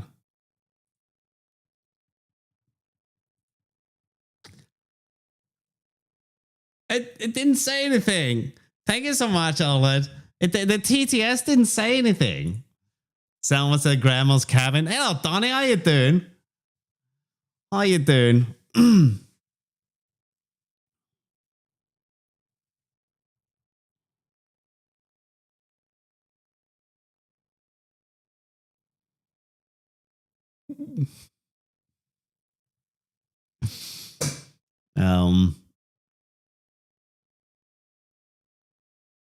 Hello, Darcy. How you doing?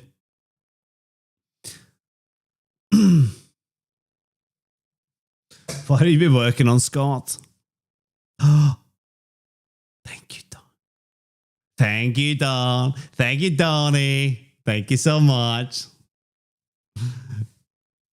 Jeff Bezos. Very good. Hello, Nightshade. How you doing? Or, you know what? Let's just go with, oh, what's that noise now? A hype train. Shit. Here we go, man. I'm gonna set up a sub goal soon, or a donor goal to get another beanbag. Because my kid keeps stealing mine. She's really into it, right? I'm gonna let her out soon. Wow, thank you so much, Acton. How you doing? Good morning to you, buddy. Go, go, go. There we go, right? Thank you so much for that.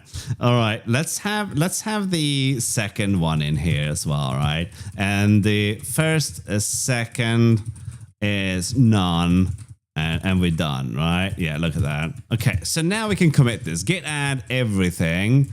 We could do the patch. Yeah, so we renamed GeoTube maps. Fix that. Yay, subscribe. Thank you so much, Alan. Thank you. Oh, nice, nice. Thank you guys so much.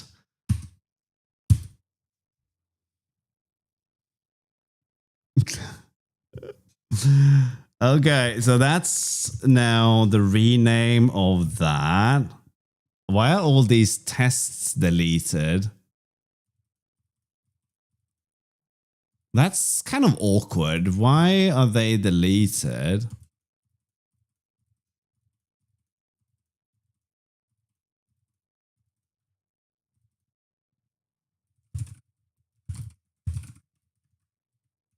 Okay, I just wanted to be sure that nothing was actually deleted there.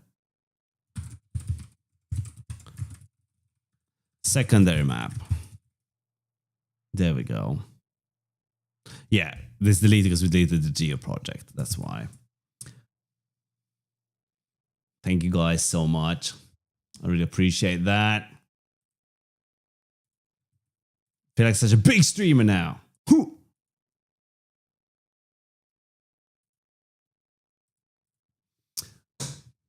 Okay. Bungeons moving forward. What was I doing now? Yeah, so we need a secondary map for player states, right? An associated map. Is that even part of this?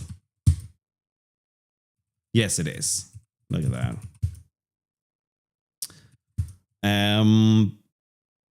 We need to know what this thing is associated with. So that will be player ID, I think. So player ID and the player state. So it's the key and the, but we need a secondary type there. That is not okay.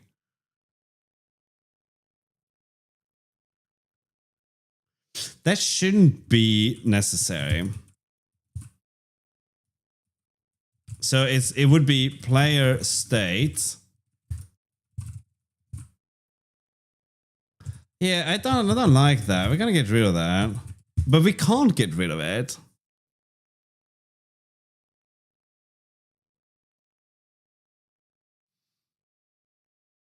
We cannot get rid of the associated type for the key. We can, right? We can and we will now, but it's just a bit frustrating. So we're gonna get rid of you here, but then we need the U for the key here, right? Which is obviously problematic. Okay, so that's gonna be we need the key for this thing. We don't need the T here. We only need those two, so U and K. I accidentally rolled that. Boris Johnson would be so proud. Okay, so let's get rid of you. Well, we can't get rid of you yet. We can get rid of this thing. Let's get rid of that. So we only have that. And get rid of that. So we only have that.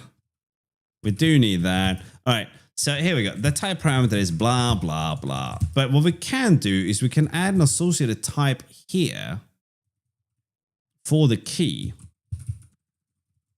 that holds the value.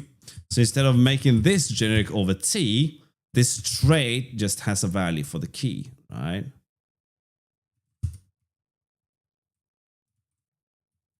So then the key here, the value is T, and that's sort of all we have to change there, right? But I wanted to copy that, please. Let me have it. Damn it.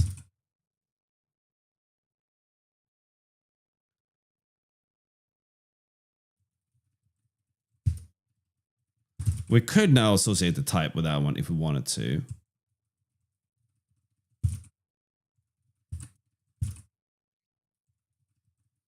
So now we're getting rid of you here.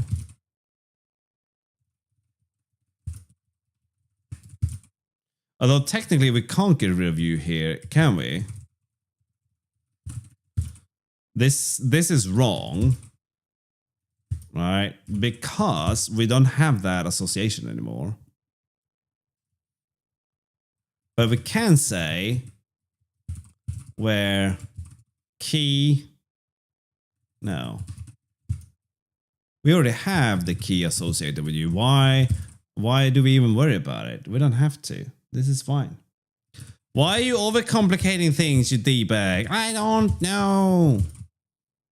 I like to. Oh, right. What now? Unsatisfied trade bans. Oh, you just like the wife. Okay, so the key. Wait, that's not even the right thing.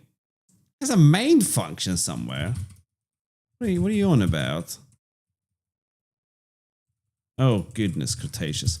So it's the player state and the player ID. Like that. That's what we want. Get mute. What are you missing from player states?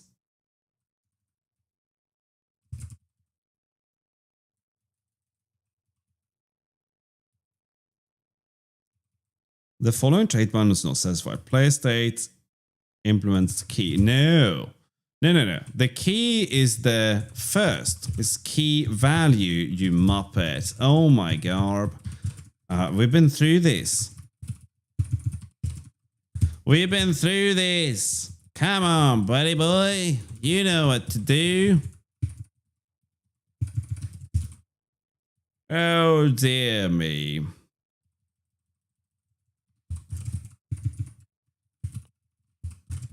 Why are you even letting me do this?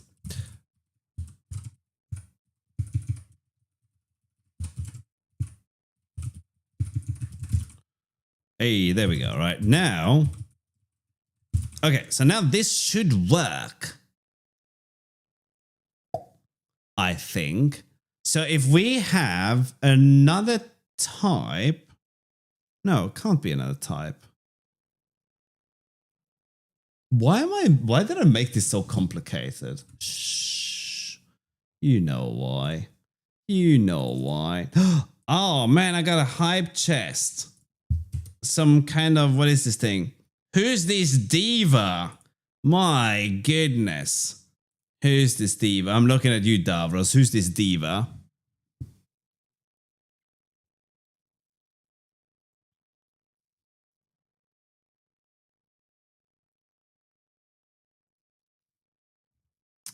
Who is this diva?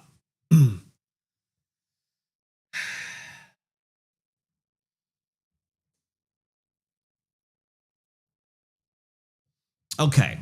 I don't feel like I got my brain in order just yet. There's a lack of tea in my head right now. Can we have a different type here? So that's a basic. Do we have a basic for anything else we can use? I mean, we could just try this out in the server map. Oh my god. Okay, so if we make two maps here, map 1 and map A, perfect. So we do map 1, insert, unit, that gives us a key. Then we're gonna use map A to insert, give us another key. Now the secondary would be map 1 dot associated storage.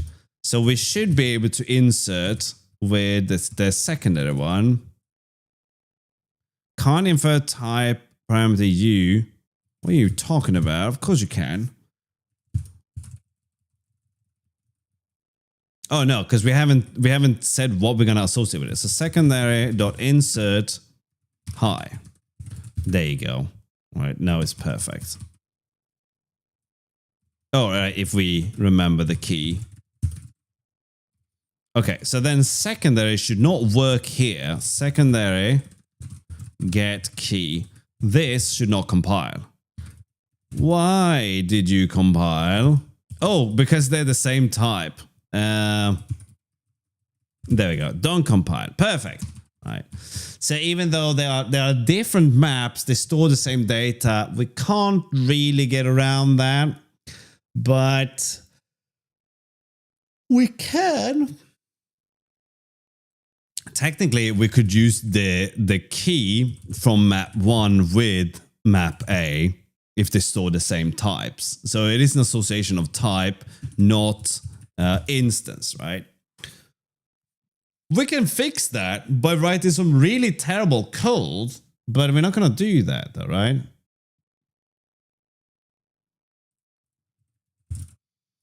Okay, so we can now write this. So we're going to get the player like so.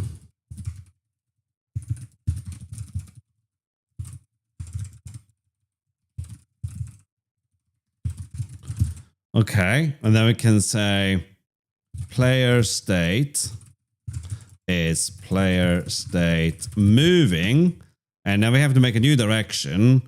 And let's make a... Oh, what are these called?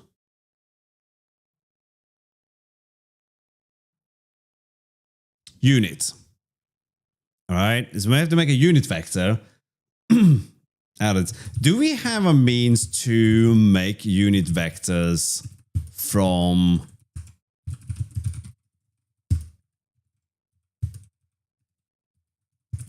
No. What can we do? We can resize, we can set this, but there's no unit thing. It's not really relevant. We also don't have a function to normalize it. But again, we don't need that now. We do this instead. And let's say that would give us a direction.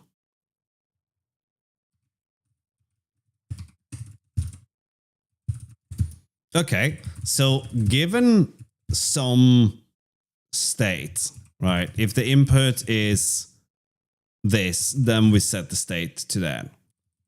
And then for every player state, oh, but we don't want to iterate over secondary maps. Okay, so we could compress this.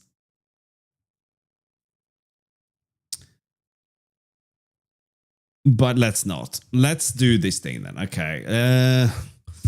I'm not loving this, but we're going to do it anyway. And we just write a little bit of a comment on this thing, right?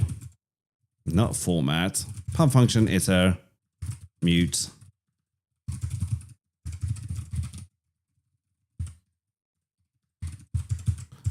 The item is a mutable reference to t self.inner dot iter mute dot filter map.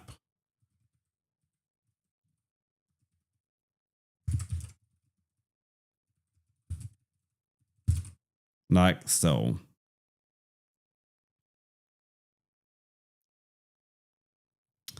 Right.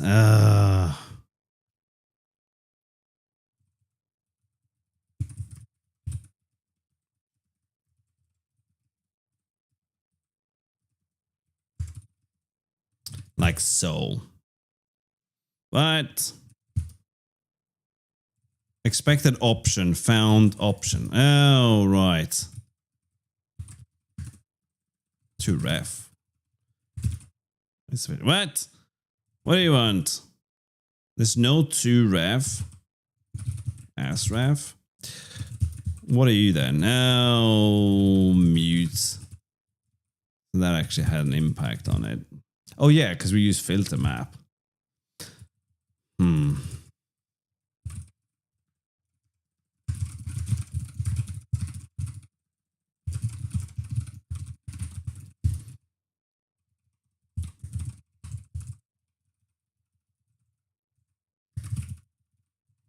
right.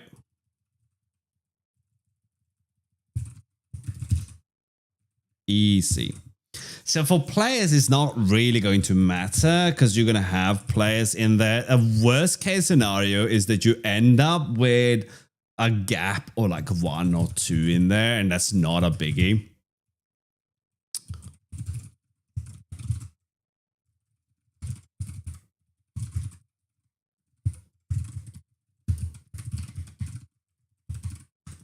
We don't have to have mutable iter for this thing, right? We could be a little bit more fancy pants and have immutable reference and a mutable state and immutable state during. No, we do need mutable. Do you stream from this OS or do you use a Linux book? No, this is my Yes, this is my streaming setup. Right, there are no other computers or virtual machines or sausages involved in this, other than what you see here. Right. Don't now. Shit, what was that nightmare? Let's pretend we didn't see that, right? Okay, so let's match on player state. Should we let the key, like it's a with key?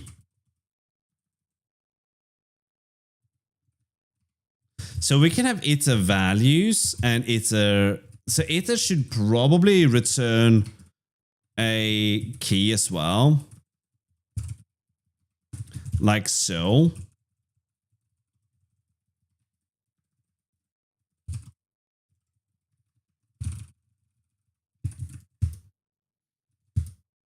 Because we want the key in there as well to be able to go in the other direction.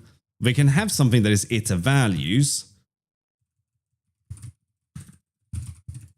where we skip the key. Whoops.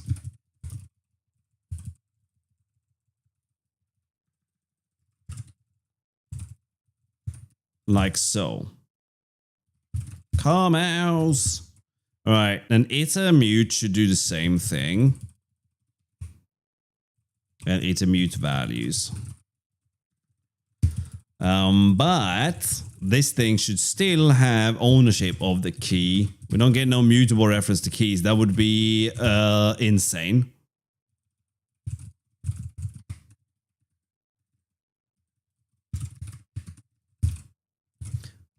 So now when we're doing iter, we have the player ID and the player state. Oh man, I feel better already.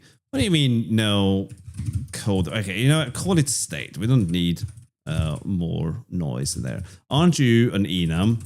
Apparently not.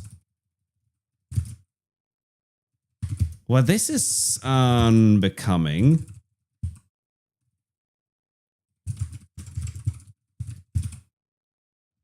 This expression is a player state. Yeah, but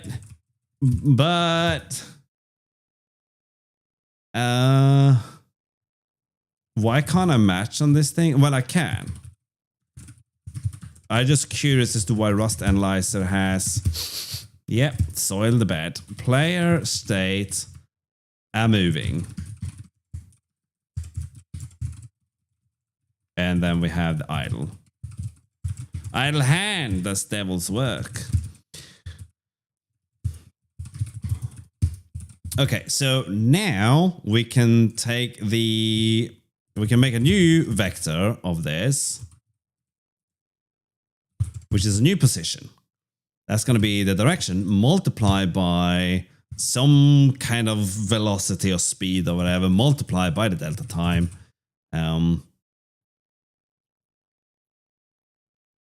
Why can't you multiply a vector by a float?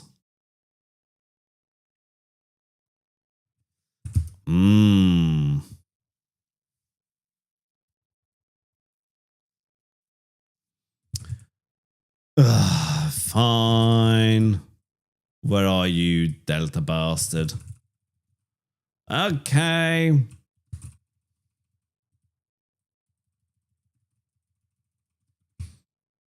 Wanted this to be a thing, right?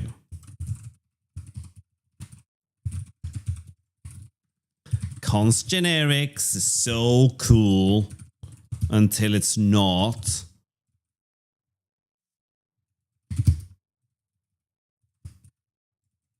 Why can't you find a vector in there?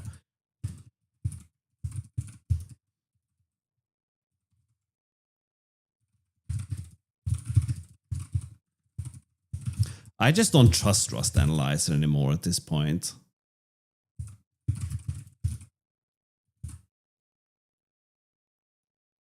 Vec2. Do we not expose the whole vector? Okay, fine. Be that way then. Be that way. We don't need that anymore, right? Don't need you. Not that cool, you know. Only trace define in delta time. Delta time. Vec2.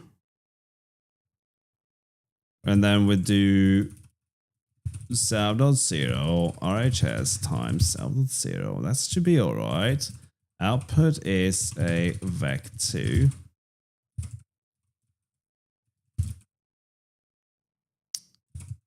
Oh my goodness.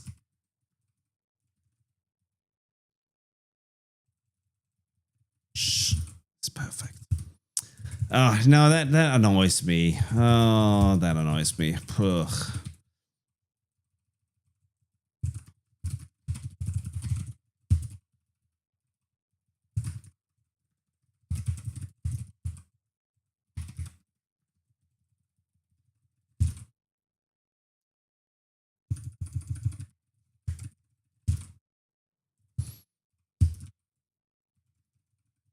Ah, all right. So there we go. Much better. Much better here.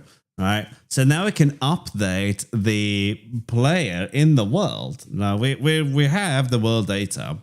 So let's get the sprite. So sprites dot oh beans. We need to get the player now. And the player is supposed to have the sprite ID. Okay, so that will become associated data again, right? Let's have another struct here called the player. Whoops. The player. It's gonna have a sprite ID. Sprite ID. Yeah. Why is there no sprite ID?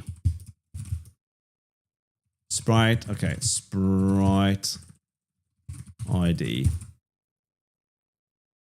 No sprite ID in sprite. There's sprites. What's your key then?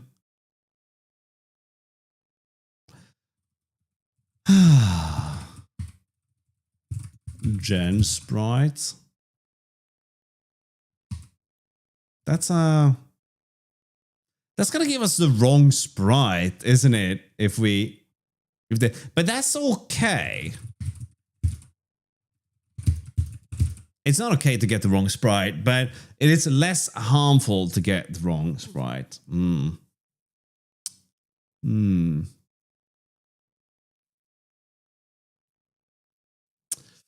Lots of creators use a Linux box for whatever they're doing, but use Windows for streaming. No, I simply won't have no windows in my house. All right, it's all just brick wall straight up. Hello, Joban, how you doing?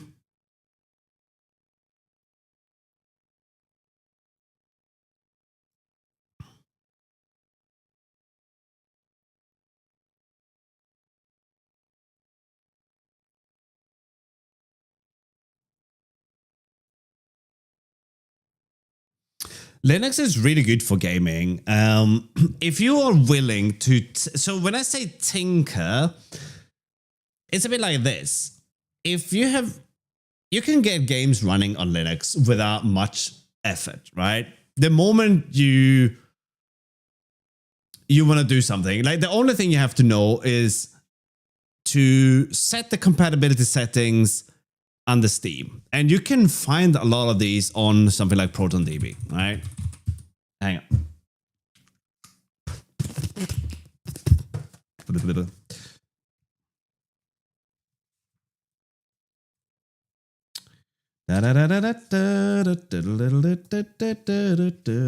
Video notes. Okay, where are we? 352. 352. Steam. BS. I make notes of things that are not relevant to the video and I'm going to cut that out, right? All right, so if you want to play something, I don't know, Vampire Survivor maybe, right? You can see, if you look at Steam Deck maybe, there is like Linux somewhere as well, isn't there? Anyway, they might have some. Okay, this was not a good example. All right, let's go with Borderlands maybe. All right, game of the year, Steam Deck, or like there's minimum requirements. I thought it was a. Oh my God, I'm so stupid. Don't worry about it. All right. You get these things that you can try, right? That you can add to your compatibility settings. All right, you just like copy and paste these things. I mean, it's good if you know what they are. Right? You shouldn't just copy and paste and run things from random websites on the interwebs, right? But in general, right, you can see what distro, what settings, what hardware they use, right? Oh, I think you're gonna find plenty of NVIDIA in here. Lots of NVIDIA. All right, this one is not NVIDIA and is not working. But NVIDIA. It's NVIDIA all the way to Sunday, right? There's loads of people using NVIDIA, right, to run this. As a matter of fact, we probably could filter this on NVIDIA GPU, right? Let's say that and run this. So now we're just looking at people who are no issues, working great, using NVIDIA, right? They didn't show what NVIDIA they were using, but in general, lots of NVIDIA users here. So yeah, you might have to do a little bit of tinkering on some games. Why can't I reset this? Okay, you know what? Whatever, Proton. And you have this, so you can find most of the games that you want to run if you find them here. And the other thing is, if you buy a game and for some reason that doesn't work, you can actually refund it on Steam, right? So Steam has a refund policy. Pretty much, you buy the game, you play it, and then you go refund, and then the little box says why, and you says because they're broken on Linux. And within a couple of minutes, you get your money back generally, right? I can't guarantee you that. I don't work there, but that's my experience. So I never feel like there's a risk for me to buy a game and run it, even if it doesn't have a lot of information on Steam, on ProtonDB, right? So gaming under Linux is really not a problem. The only times there's an issue is if you want to play games that has kernel level anti-cheats. But come on, why would you install kernel level anti-cheats on your computer? Are you insane? Are you saying that it's okay for some random company to execute code in the kernel? You have no idea what code that is. And you'd be like, yeah, you do that, right? You do that in the name of anti-cheat. Goodness Cretaceous. So to fix that problem, you just need to stop paying money for games that wants to install kernel level anti-cheats, right? Unlock Steam achievement. Your Steam achievement, trusting, overly trusting. But it's not better safe to Joe ban. It's the opposite. We're fostering a mentality where that's okay, right?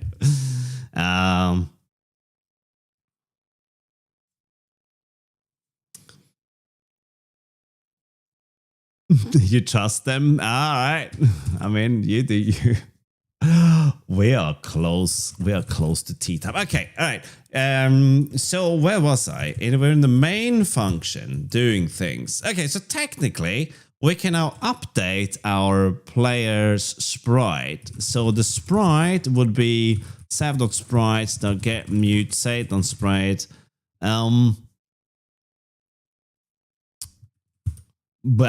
Okay, let's store the player state and the sprite ID in there, okay? Just because we need to get that.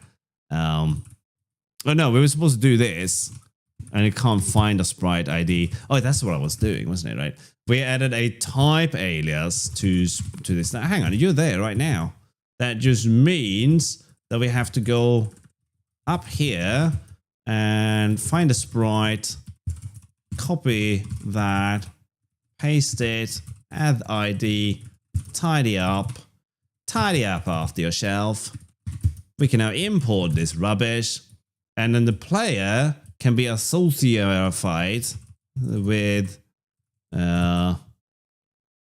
this basic map of the player, which is really dumb. Get rid of this. And then we store the sprite ID in there. Okay, we call you player assets. So we're gonna have sprite ID, and we can have other things associated with that. That's not really relevant. There's no Momopoka in there, but yeah, I want it to be open world. I like open world, right? Are you using any crates? Yes, I'm using Kira for sound. Thank you for the follow, by the way. I'm using Kira for sound. I'm using WGPU for graphics. I'm using Bytemark so I don't have to deal with the data that is uploaded on the GPU. And what else am I using? It's not really much more than that, I think. Yeah, that's Bytemark.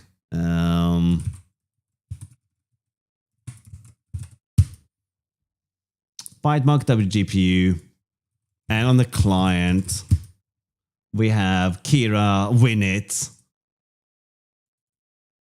Oh, and then Puffin for... the Polster is in the wrong place there. Polster is so we don't have to have an async runtime as well. But these are the biggest dependencies we have. Kira, Winit, and GPU.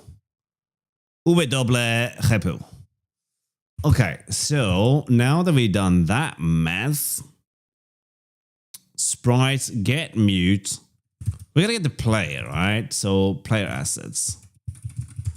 Self.player assets dot get player ID. That's also gonna be an ASOC map.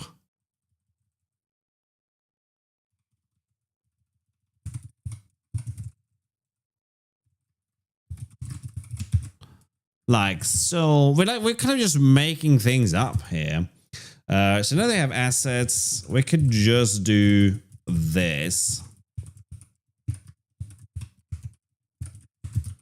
Then that's going to be assets.sprite, maybe. Yeah, there we go. And then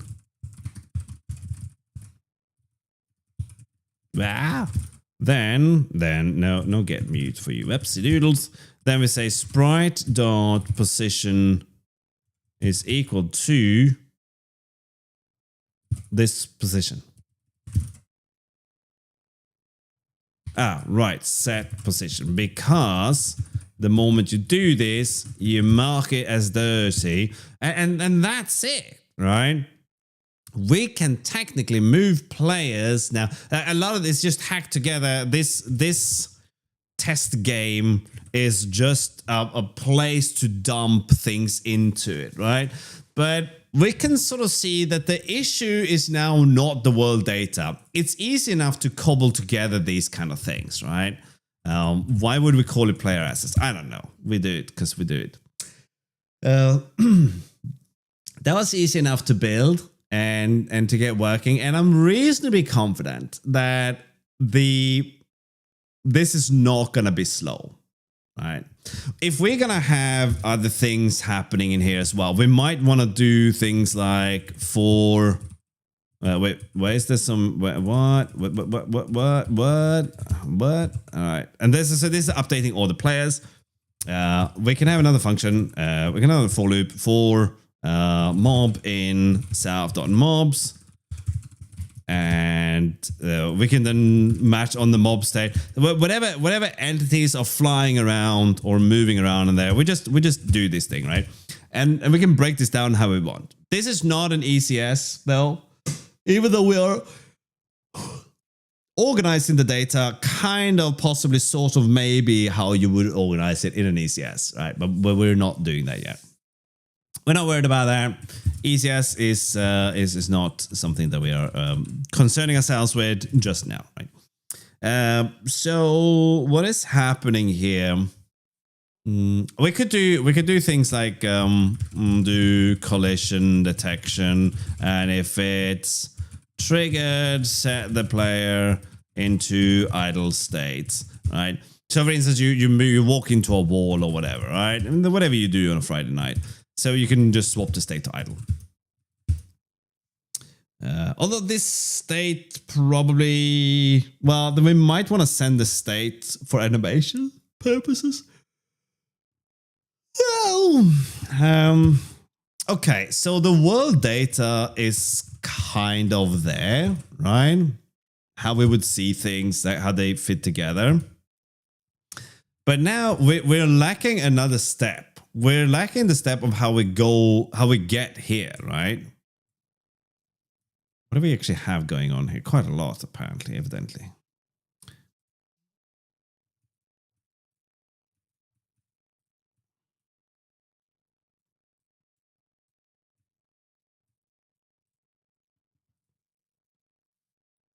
We are missing instantiation, and I haven't really put together the scene stack. We could do that, though. We could do that. Although that one I am kind of least interested in. So what do we got?